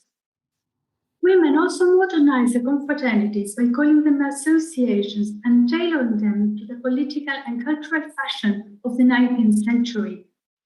After the War of Independence, Mexico sought a different identity in the face of separation from Spain. The anti-Spanish sentiment aroused by the discrimination against mixed race and Mexican Creoles during the colonial period favored the election of France as a model for national reconstruction. France was a symbol of modernity and civilization in all aspects of life. The French lifestyle had a significant impact on the Mexican bourgeoisie, whose members had the economic capacity to acquire all sorts of goods imported from Paris. The need to rebuild the war-damaged economy and the taste for French culture facilitated the arrival of European citizens that rapidly became part of Mexican society. The Sisters of Charity, a French female religious order founded by Vincent de Paul and Louise Marillac in the 17th century, were among the immigrants. There is an interesting contradiction in the arrival of these nuns. On the one hand, their French origin seems to be one more indicator of the modernizing zeal of the 19th century Mexicans. On the other hand, it also reveals the attempt to strengthen the Mexican Catholic identity for French Catholicism, even though this was an extremely conservative model which had been developed to fight against modernity. The Sisters of Charity were trained nurses that took the orphan girls under their care during the cholera epidemic in Paris in 1830. The nuns founded the Association of the Hijas de María Inmaculada, the Daughters of Mary Immaculate, as a way to reward the girls for their good and pious behavior. The Byzantine sisters arrived in Mexico City in the autumn of 1844 on the invitation of two members of the Mexican elite. The Countess Doña María Ana Gómez de la Cortina, whose portrait is not preserved, and Manuel Andrade Pastor, a surgeon who had been a medicine student in France. President Antonio López de Santa Anna allowed the Sisters of Charity to stay in Mexico on the condition of rendering selfless service in hospitals and almshouses. On November 15, the day of their arrival to Mexico City, the Archbishop, accompanied by members of the cathedral chapter, received the nuns in the Archiepiscopal Palace. The Byzantine sisters established their first convent and orphanage for girls in a building popularly known as the Colegio de las Bonitas, which might be translated as the School for Pretty Girls. In 1861, the sisters managed several schools for girls, including the Colegio de San Vicente de Paúl, which was considered the most prestigious of the three schools founded in Mexico City. The Marian Sons, by Joaquín Martínez, preserved in Mexico City Cathedral Archive, belonged to the Hijas de María attending to the Colegio de San Vicente de Paul, as proved by inscriptions in the musical manuscript. The Hijas de María used to wear a light blue ribbon over the chest with a medal attached, which represented Our Lady of Graces, as described by the Byzantine nun Catherine Labouret. The girls studied and lived together, but they did not take vows of chastity, obedience, or poverty as nuns did, because the Colegio's primary aim was to turn the girls under its care into proper Catholic wives. The nuns were often busy doing their work as nurses and teachers, and most probably they do not have enough time to perform music. Instead, music and singing were essential for the Hijas de María. They were often required to sing praises, hymns, and prayers during the Rosary and other devotional practices, especially in May, when the Hijas de María marched, dressed in white dresses along the church aisle, offering flowers to Virgin Mary. You're about to listen to a song composed for soprano voice and piano by Joaquín Martínez, which was likely performed during the sorrowful mysteries of the Rosary.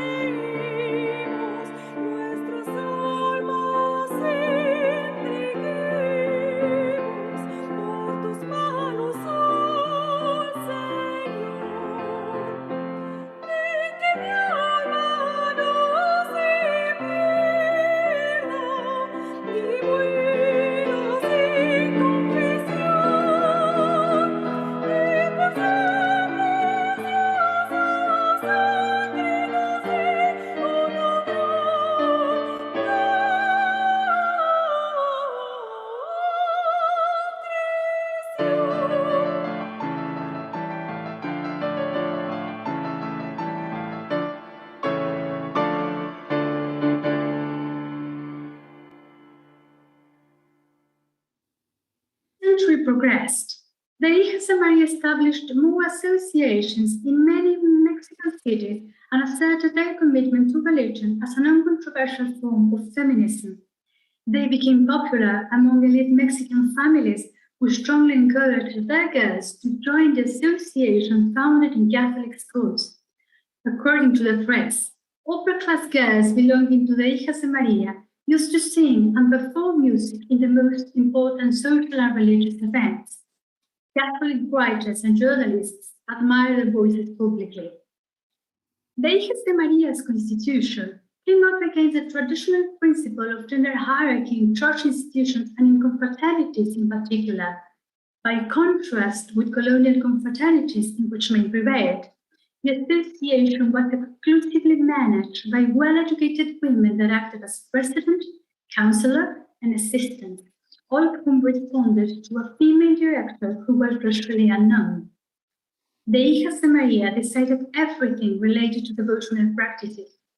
This situation gave them the opportunity to exercise their talents for management and organization outside their homes, and more importantly, to take the religious education of their daughters and other female relatives into their own hands. Laymen and priests were not involved in this task, nor in matters regarding music. Apparently, music was not a set of practices introduced by church hierarchy. Women chose whatever they wanted to sing or perform in their religious assemblies freely. They probably commissioned some of the pieces preserved in Mexico City Cathedral Archive. It is worth noting that the Hijas de María did not reject or ignore the need for ecclesiastical approval. They were very cautious in their negotiations and interactions with the clergy. The priests admired the Hijas de María engagement with religion and firmly supported their activities, which clearly demonstrate lay creativity and the defiance of traditional gender boundaries. By 1874, the priest Gabriel Chavez counted as much as 25,000 682 Hijas de María throughout Mexico. After the exile of the Sisters of Charity decreed by President Miguel Lerdo de Tejada, the Hijas de María became the target of anti-clerical aggression. They increased in number, perhaps a form of resistance, even though the liberal Mexican press pointed to women's religious beliefs as anti-modern and systematically derided their devotional practices. In the turn to 20th century, this is how the Hijas de María were supposed to look in those years, the association gradually lost relevance in the Mexican capital. However, the association managed to survive to this day in smaller cities on the periphery. Indeed, some Hijas de María continued to gather for prayer and singing in the church of their communities. Unfortunately, the devotional songs are at risk of being lost because many of the current Hijas de María are older women. I will play a video which was registered in the municipality of Chinchota in the Mexican state of Michoacán in 2012.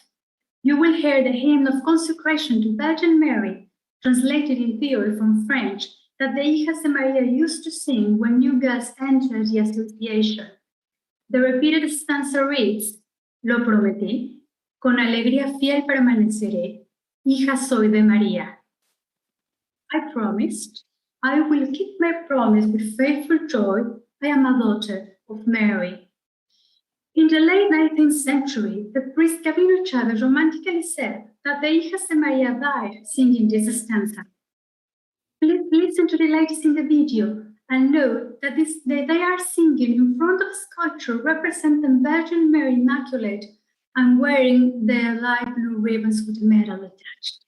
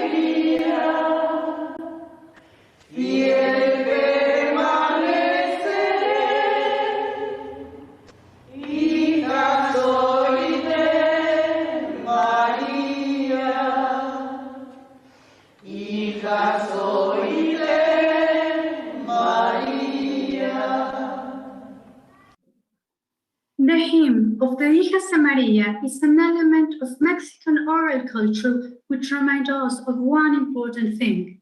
The Hijas de María profit from the political and cultural environment that emerged after the War of Independence and showed a different way of being a woman, feminist, and Catholic in the 19th century.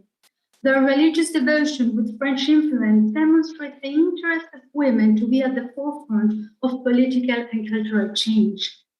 There are still more questions to answer about the Hijas de María. Who taught the music? When did they rehearse the devotional songs? Did any of them compose musical pieces? Did they write about their musical experiences? Why are there musical manuscripts in the archive of a male ecclesiastical institution? These are just some of the questions that I hope to resolve in the future.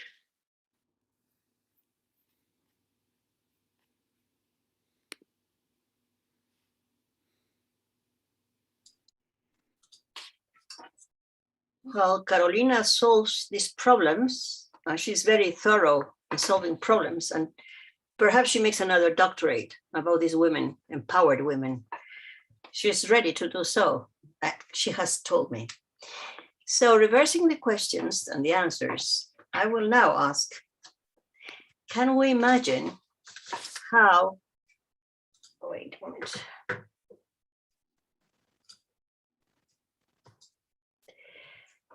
A tradition born hundreds of years in Europe landed in Mexican cathedral in choir book. And how is it preserved when it goes far away in a very lonely place in Mexico City? How is it preserved? In which occasions and by whom is it used? Well, Antonio Ruiz will let us hear and let us know what happens and how does it happen.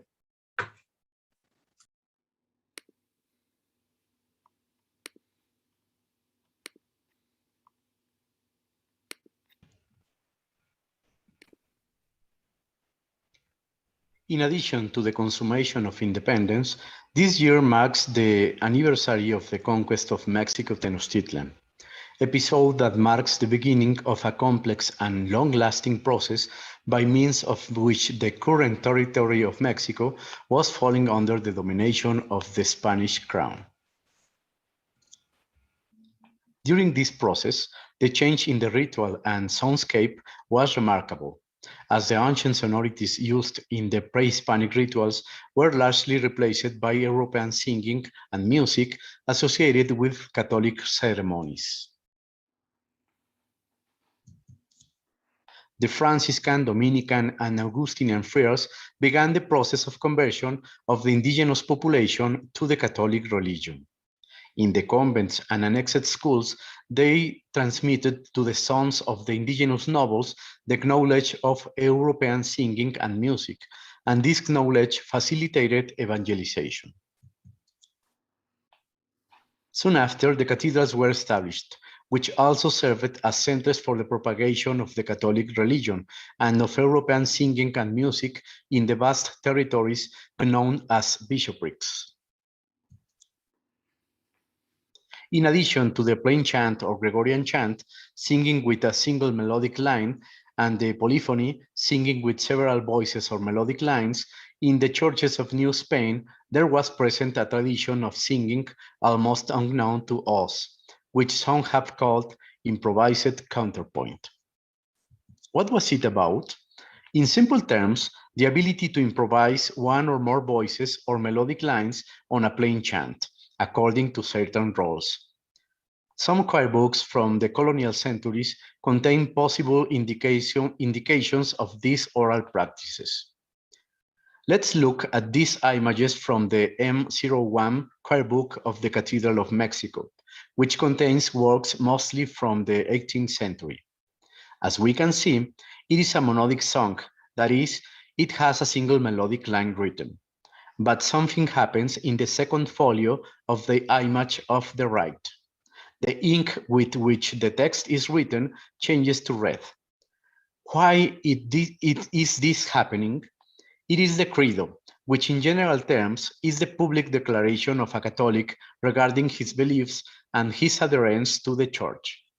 The phrase highlighted in red are the words et incarnatus est de Spiritus Sancto ex Maria Virgine et homo factus est, which can be translated as, by the power of the Holy Spirit, he was born of the Virgin Mary and became man. To emphasize in red this phrase indicates rhetorically that they are the most important words in the credo, because it is the mystery of the incarnation of Christ in which the Catholic religion is based. In the ancient manuals of the cathedrals, it was ordered that at this point, people should get on their knees. But musically, this phrase should also be highlighted by contrasting with the rest of the words. It is possible that specifically this phrase was highlighted by improvising a second voice, as we can hear in the following example. We will hear first the beginning of the credo with a single melodic line, and second, the phrase et incarnatus est with a second improvised line on the main melody.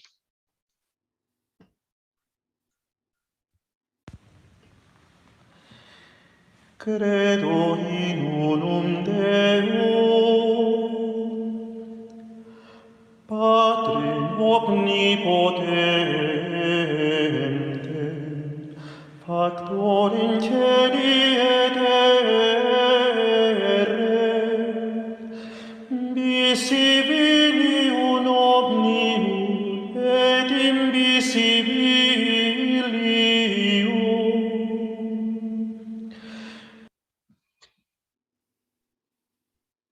et incarnatus es de Spiritus Sancto, ex Maria Virgine, et homo factus est. Years later, in the chaotic 19th century, it is possible that such traditions were gradually being lost, in part because of the lack of money suffered by the cathedrals, which had repercussions of the lack of sufficient staff and of a quality musical and liturgical formation. The influence of new musical styles, accepted by some churchmen but strongly criticized by others, was also noted, considering that it was an invasion of profane music that subtracted solemnity from ceremonies. In that century, a resurgence and reinterpretation of ancient medieval architectural styles occurred throughout the Western world that led ecclesiastics to create neo-Gothic and neo-Romanesque churches also in Mexico. Perhaps the equivalent in music was the creation of author masses that sought to expand the repertoire of ancient church chant. But these recreations involved stylistic changes from the ancient songs. For example, the presence of so-called mixed chant or figurative chant had been normalized. And we also note that the violin was used to dub the melodies of liturgical chant. These practices were seen as abuses and deformations of ancient Gregorian chant.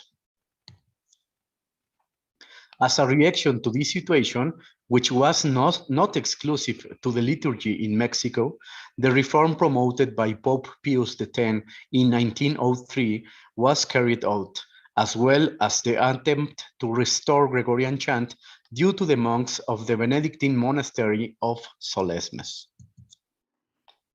At the beginning of the 20th century, one of the highest-ranking priests lamented the state of music in the Cathedral of Mexico in this way.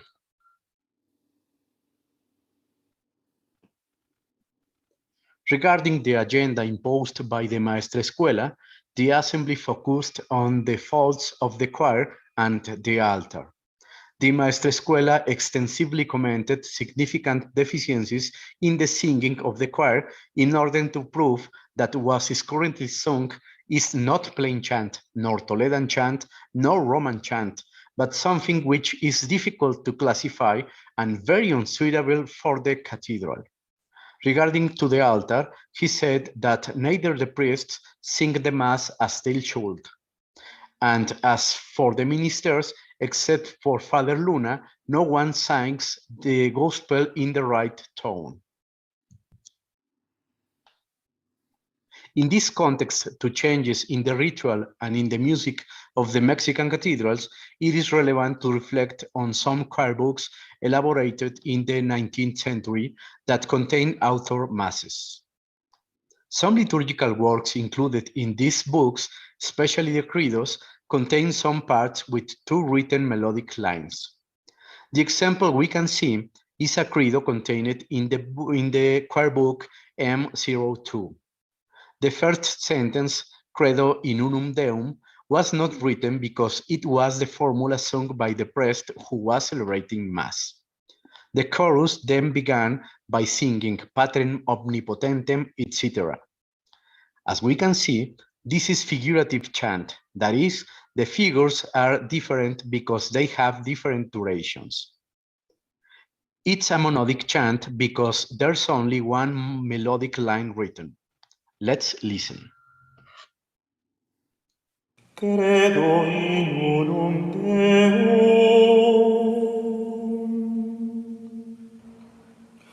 Padre omnipotente,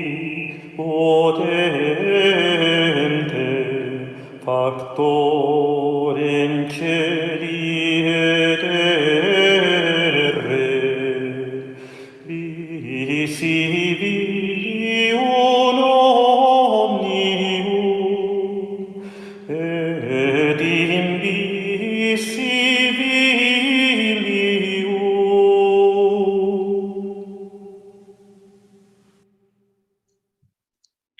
But when you come to the phrase et incarnatus est, whose important meaning I have explained, we find a second melodic line written in red notes above the main melody. Let's listen. Et incarnatus est de Spiritu Sancto ex Maria Virgine et homo factus est. Why was it necessary to write the two melodic lines in these choir books? It is possible that in the 19th century, ancient traditions, such as the ability to improvise melodies about the main song, were being lost. And so it was necessary to write that second voice so that the choir singers could sing it and adorn that important phrase of the creed.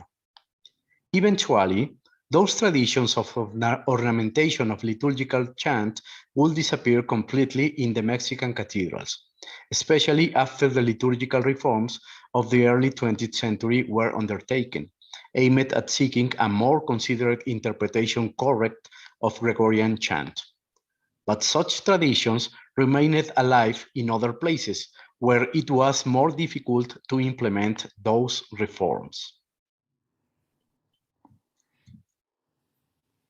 Since colonial times, as we have said, cathedrals were important centers of cultural propagation, as they were the capitals of vast territories known as bishoprics, in which many other churches were established for the spiritual care of the population.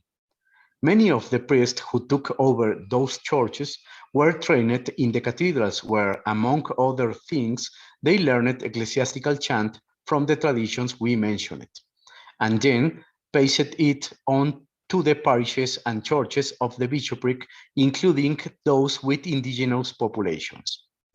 A specific case in which we still find these traditions alive is the indigenous Nahua community of Santa Maria de Ostula, near the Pacific coast, which was part of the old bishopric of Michoacán, with capital in the Cathedral of Valladolid, today Morelia.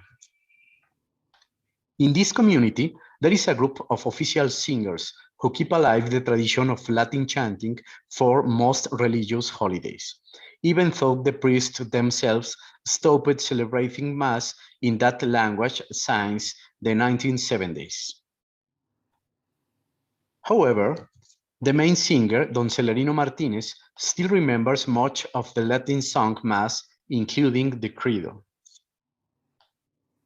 In the small notebook that the singer has, we can see written text in Latin without musical notation, and it is very interesting that, as in the choir books of the cathedrals that we saw, the phrase et incarnatus est is highlighted with another color and font size. Don Celerino recalls that when the Mass was still sung in Latin, the priest began with the intonation Credo in unum Deum, and then the singers began singing in two voices. Let's listen. Credo in unum Deum, Patriem omnipotentem,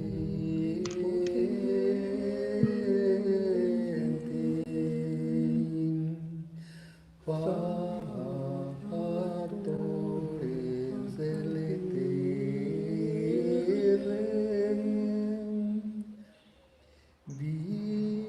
Visibilium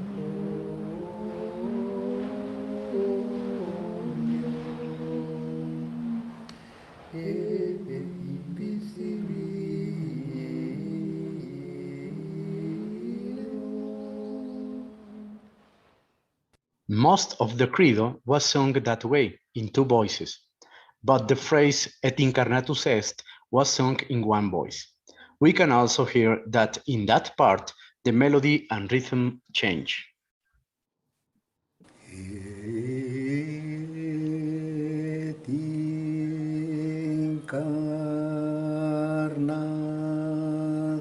est de Spiritus Sanctum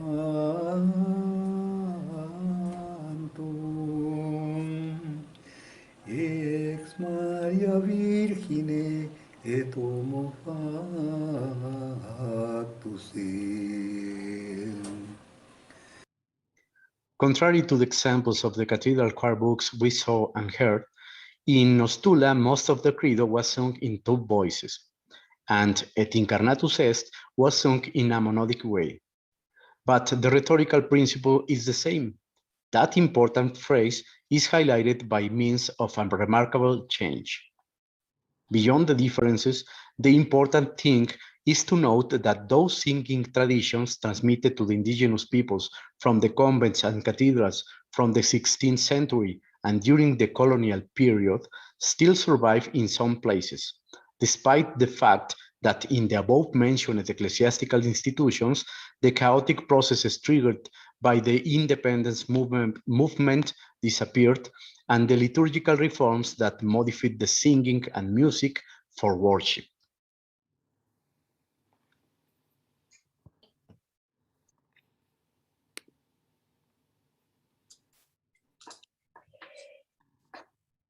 As Antonio has pointed out, institutions disappear, yet the music they produced, it can survive in unforeseen circumstances.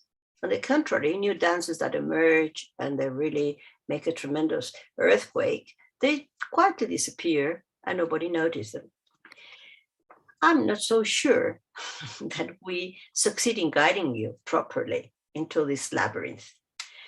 But if you are interested in going through some things of these things we have today spoke, you cannot wait until we can publish our 13th number of Cuadernos. You can, in a couple of weeks, you can see number 10. Some of the articles published in that number 10 has something to do with what we today dealt with. So now it's time, we're approaching to the end, and if there are some survivals in the audience, it seems. So I will ask Pablo and Diana to let us know what the audience has asked to have a little dialogue with them before we are completely knocked out, because in Mexico City is almost 11:15. So we are not knocked out, but we will almost approximately going to be knocked out. So Diana, Pablo, please. Well, thank you very much to all the viewers. We would like to say some of the greetings and comments from all of you. Well, the comments from Harisa Previllan, she says, Indonesian independent. Jerry, who says, hola. Jorge Benar Garcia, comment, Viva Mexico. Eva Maria Martinez, she says, we have an incredible past. Gonzalo Guerrero says, this is nice. We have a great history we can share. Luz Cassiani says, greetings from Colombia. Amazing project. Thank you for creating this space. Laura Galicia, comment, love the music. She was referring to Hijas de Maria songs. She posted that in that moment. Egan Sarugo, he said, this is the type of information that we cannot find just from typing on Google. Thank you very much for that comment. Tania Ixchel Pérez, she wrote, muchas felicidades por tan increíble proyecto. Thank you very much for such an incredible project. Pablo Villegas, he says, felicidades por este interesante proyecto. Congratulations for this project. Berenice Robles, she wrote, felicidades a un seminario con más de 20 años. Muestra siempre el excelente trabajo que se realiza. Congratulations to this seminary with over 20 years of working, always showing the excellent job that is me doing here. We want to make a special shout out to all of our friends from the Jakarta Institute of Art. Thank you so much for watching and staying.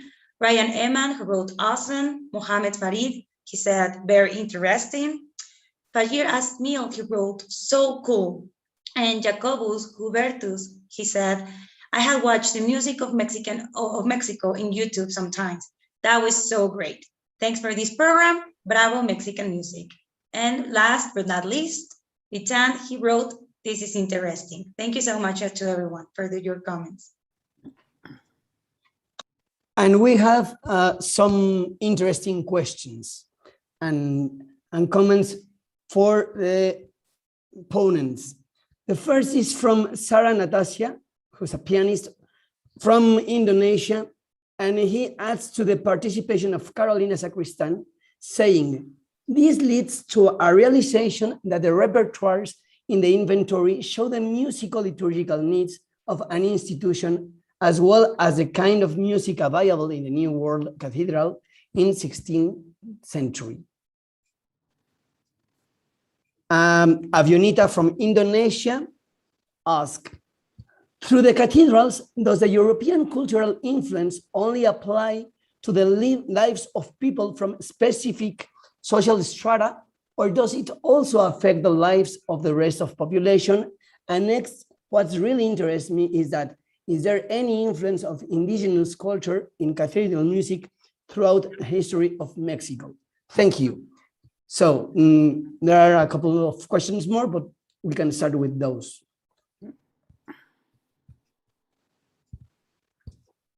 Carolina, she was. I'm sorry I didn't hear very well because there's a lot of noise here. So if you could, again, please. From the participation of Carolina, Sarah Natasha comments that this leads. I think all the institution of the Hijas de Maria. He says that this leads to a realization that the repertoires in the inventory show the musical liturgical needs of an institution, as well as a kind of music available in the New World Cathedral in the 16th century. I think it's about the needs of the institutions. Yes, that's right. Which is very interesting is the fact that we really don't know why the music of the Hijas de Maria is in the Mexico City Cathedral archive. I think it should have been in another institution, but the schools that the Sisters of Charity managed were destroyed. So maybe that's why we have the manuscripts in Mexico City Cathedral archive right now, but we have to do research to really get the idea of how this happened.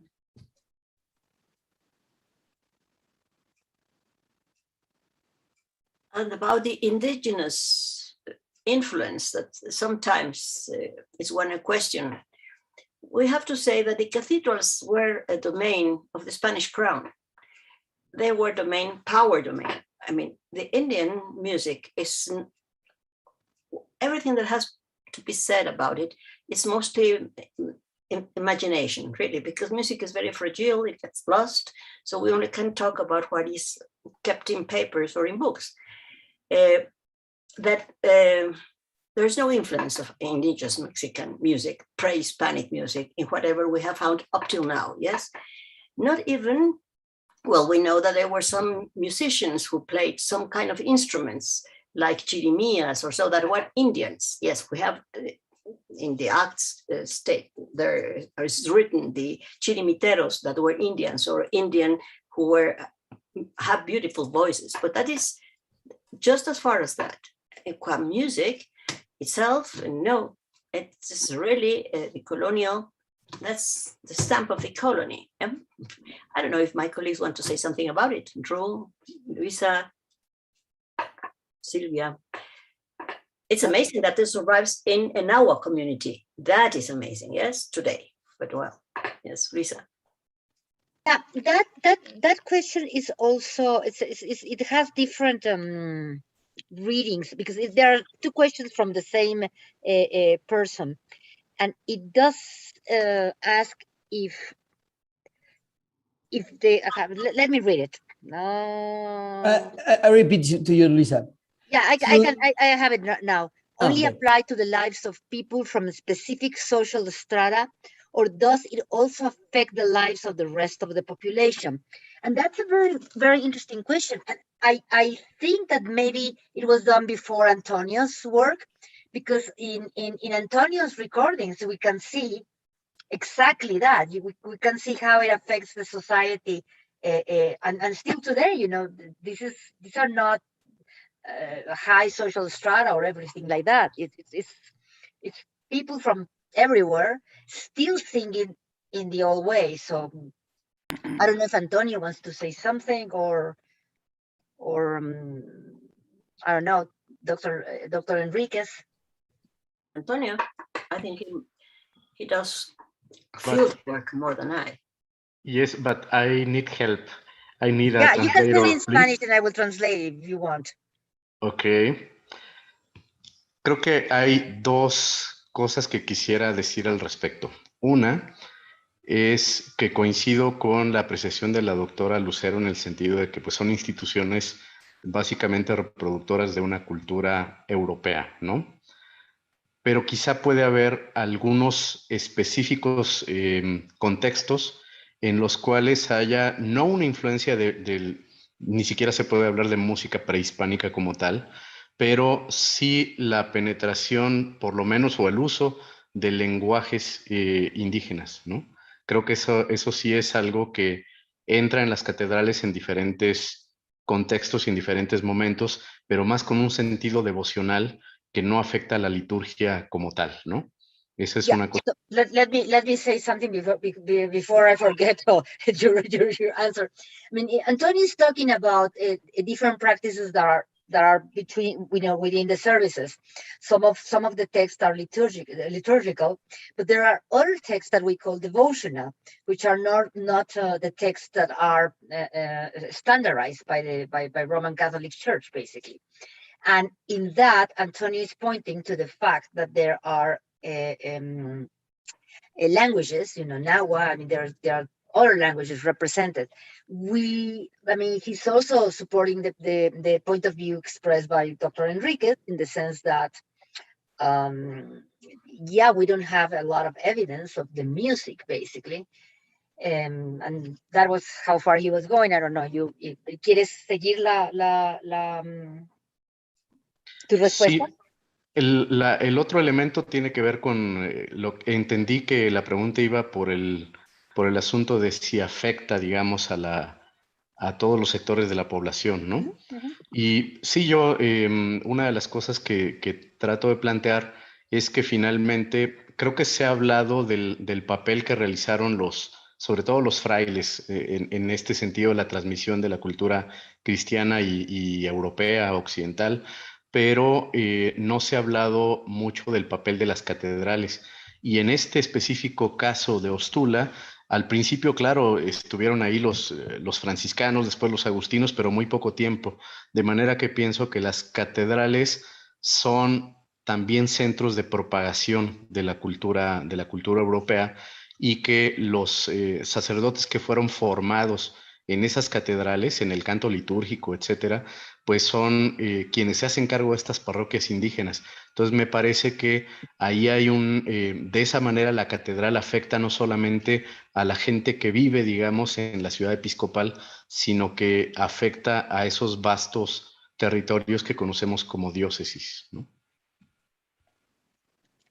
Yeah, I don't know if Drew can help me with some of this translation, but basically what Antonio is pointing out is that the cathedrals, there are different ways in which they can influence or relate to the society at large, and one of them is because there are priests also there that then they go and they become in charge of the parishes, parishes. And in these parishes, that's where the cathedral repertoires, let's say, or the cathedral ways of thinking gets to the rest of the population also. And I think that his research is showing that. I mean, he's showing in his very interesting paper, you know, how we still have singers singing in Latin even, you know, so that's, I don't know, survival that is very, very interesting to prove. It's a question of research. The more that you research something, then you start finding things also. I don't know, Drew, if I said everything that Antonio said. I think so. I think so. That's very clear. And what I wanted to add was that, like Indonesia, Mexico has a very long colonial period. Not quite as long as Indonesia, but it's 300 years.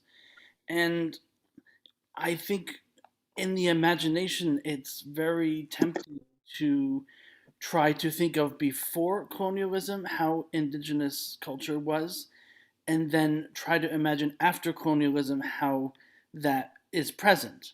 But in fact, there's been constant change over this entire time, from before colonial encounter throughout the colonial period. And here we're talking about the 19th century, where we're 300 years after contact, where now we're talking about probably the majority of the population is now mixed race in Mexico, across different social classes, who are bringing their own traditions. And it's much more complicated in the 19th century to say what is indigenous and what is not than it would have been in the 16th or the 17th centuries, because you have different types of popular musics. For example, the one small song that I showed, it's a European song, but then it's adopted by indigenous communities and performed in their way, or adapted by rural communities. I won't say only indigenous, by rural communities. And then sung their way in processions and sung differently. And that's where I will close. Even if we go back to the 16th century or 17th century, if we're looking for a text approach to music, then it will be exactly as Dr. Enríquez said. It's textually, it's not indigenous music, it's European music. But music is not just about what's written down in the notes. It's also about what it sounds like. How did people sing? What was the quality of the voice? How did they play their instruments? Did they play their instruments the way people in Spain played the instruments? Or did they do something different? And we don't know these things because it's not recorded. But I'd like to inspire people who ask, this question is a very common question, is to think about music, not just the notes and the melodies, but the entire sound. And we know, for example, that in Peru, for instance, that there's a concept of a thick sound that sounds out of tune to people from Europe, but it sounds natural to people there. And that's the preference. Did it sound like that? Maybe it did. And maybe that's what they wanted it to sound like, but we just don't know. So I would think there's many factors in what could be indigenous influence or local influence in the music that, of course, is lost. Yes, and somebody made greetings to a 20-year-old seminar. Yes, we are very old, actually, 20 years, it's many years. And we always, and we are here, you see many generations. Yes, we are very proud of some of our multicultural, multidisciplinary sons and daughters, that is Carolina and Antonio, which are the young generation of the seminar, who are really son and the daughter of the multidiscipline, because that's the way we want to approach, going beyond sounds, beyond notes, and trying to understand music as a language of society, as a phenomenon, social phenomenon. It embraces many things, and we are very glad from these questions you are asking, because really we don't want to be looked as a seminar that only does musicology. Yes, so do, re, mi, fa, sol, la. Well, no, exactly that not. So we tend to consider, just like you say, a phenomenon, yeah, the sound phenomenon, but then the practice phenomenon, then the social phenomenon, because the papers, they say very many things. Yes, one has to ask the papers, and you would be surprised what the papers say. Sometimes they say so much more than the music itself, really. They talk about the society, the violins that wrote there. This was written, we performed this the day my cousin was dead. Okay, well, that's a graffiti in the paper now. And so many graffitis that show us the society, the people who were actually playing that music, you know? So it is, we really invite you to follow us. And I think I saw that the ambassador is here, and he is the one who invited us to make this seminar. And I want to thank you, the ambassador, to be here with us.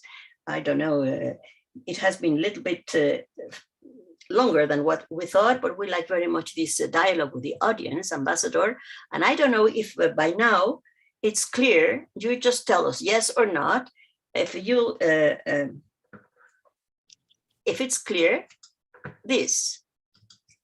Now, just say yes or not after this seminar. Okay, well, thank you.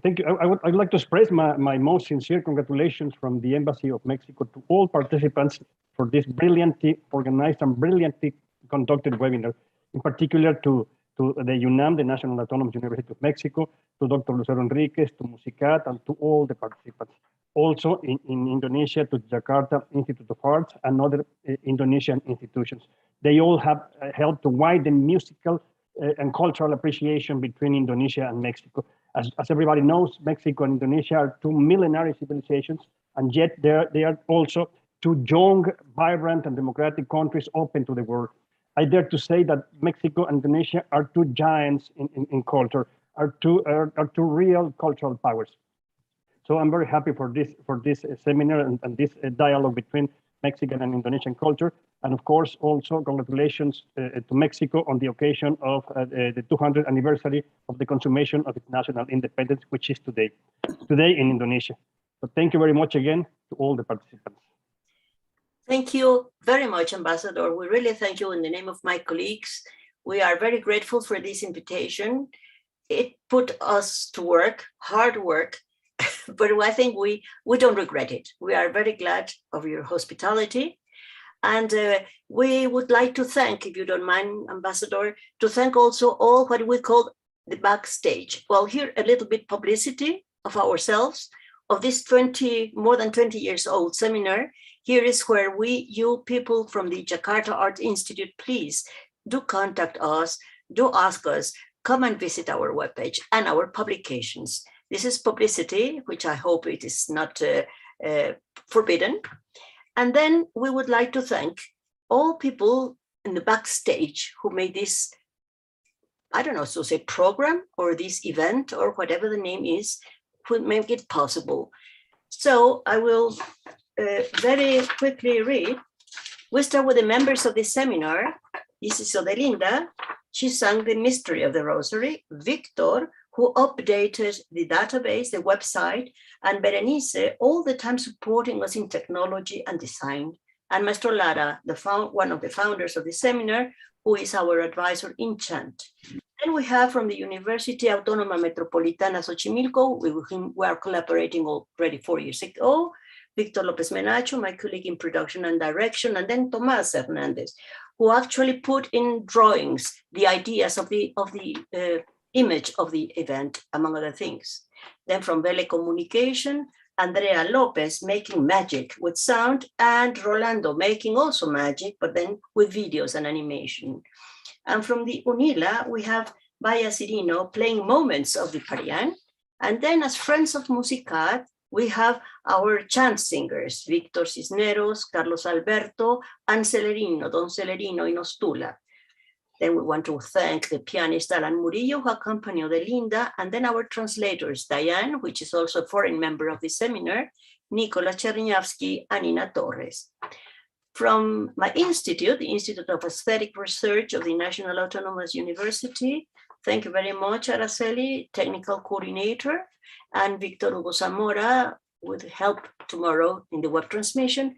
Patti Chavez always changing all the design until the poster was perfect. Isel Alvarado in the social work, and then Ina TV with Ulises and Ana always helpful and always in very good spirit of service, and Luisa Lopez, who was in charge of the web transmission, and Jessica Calderon and Jessica Arista for design and publicity.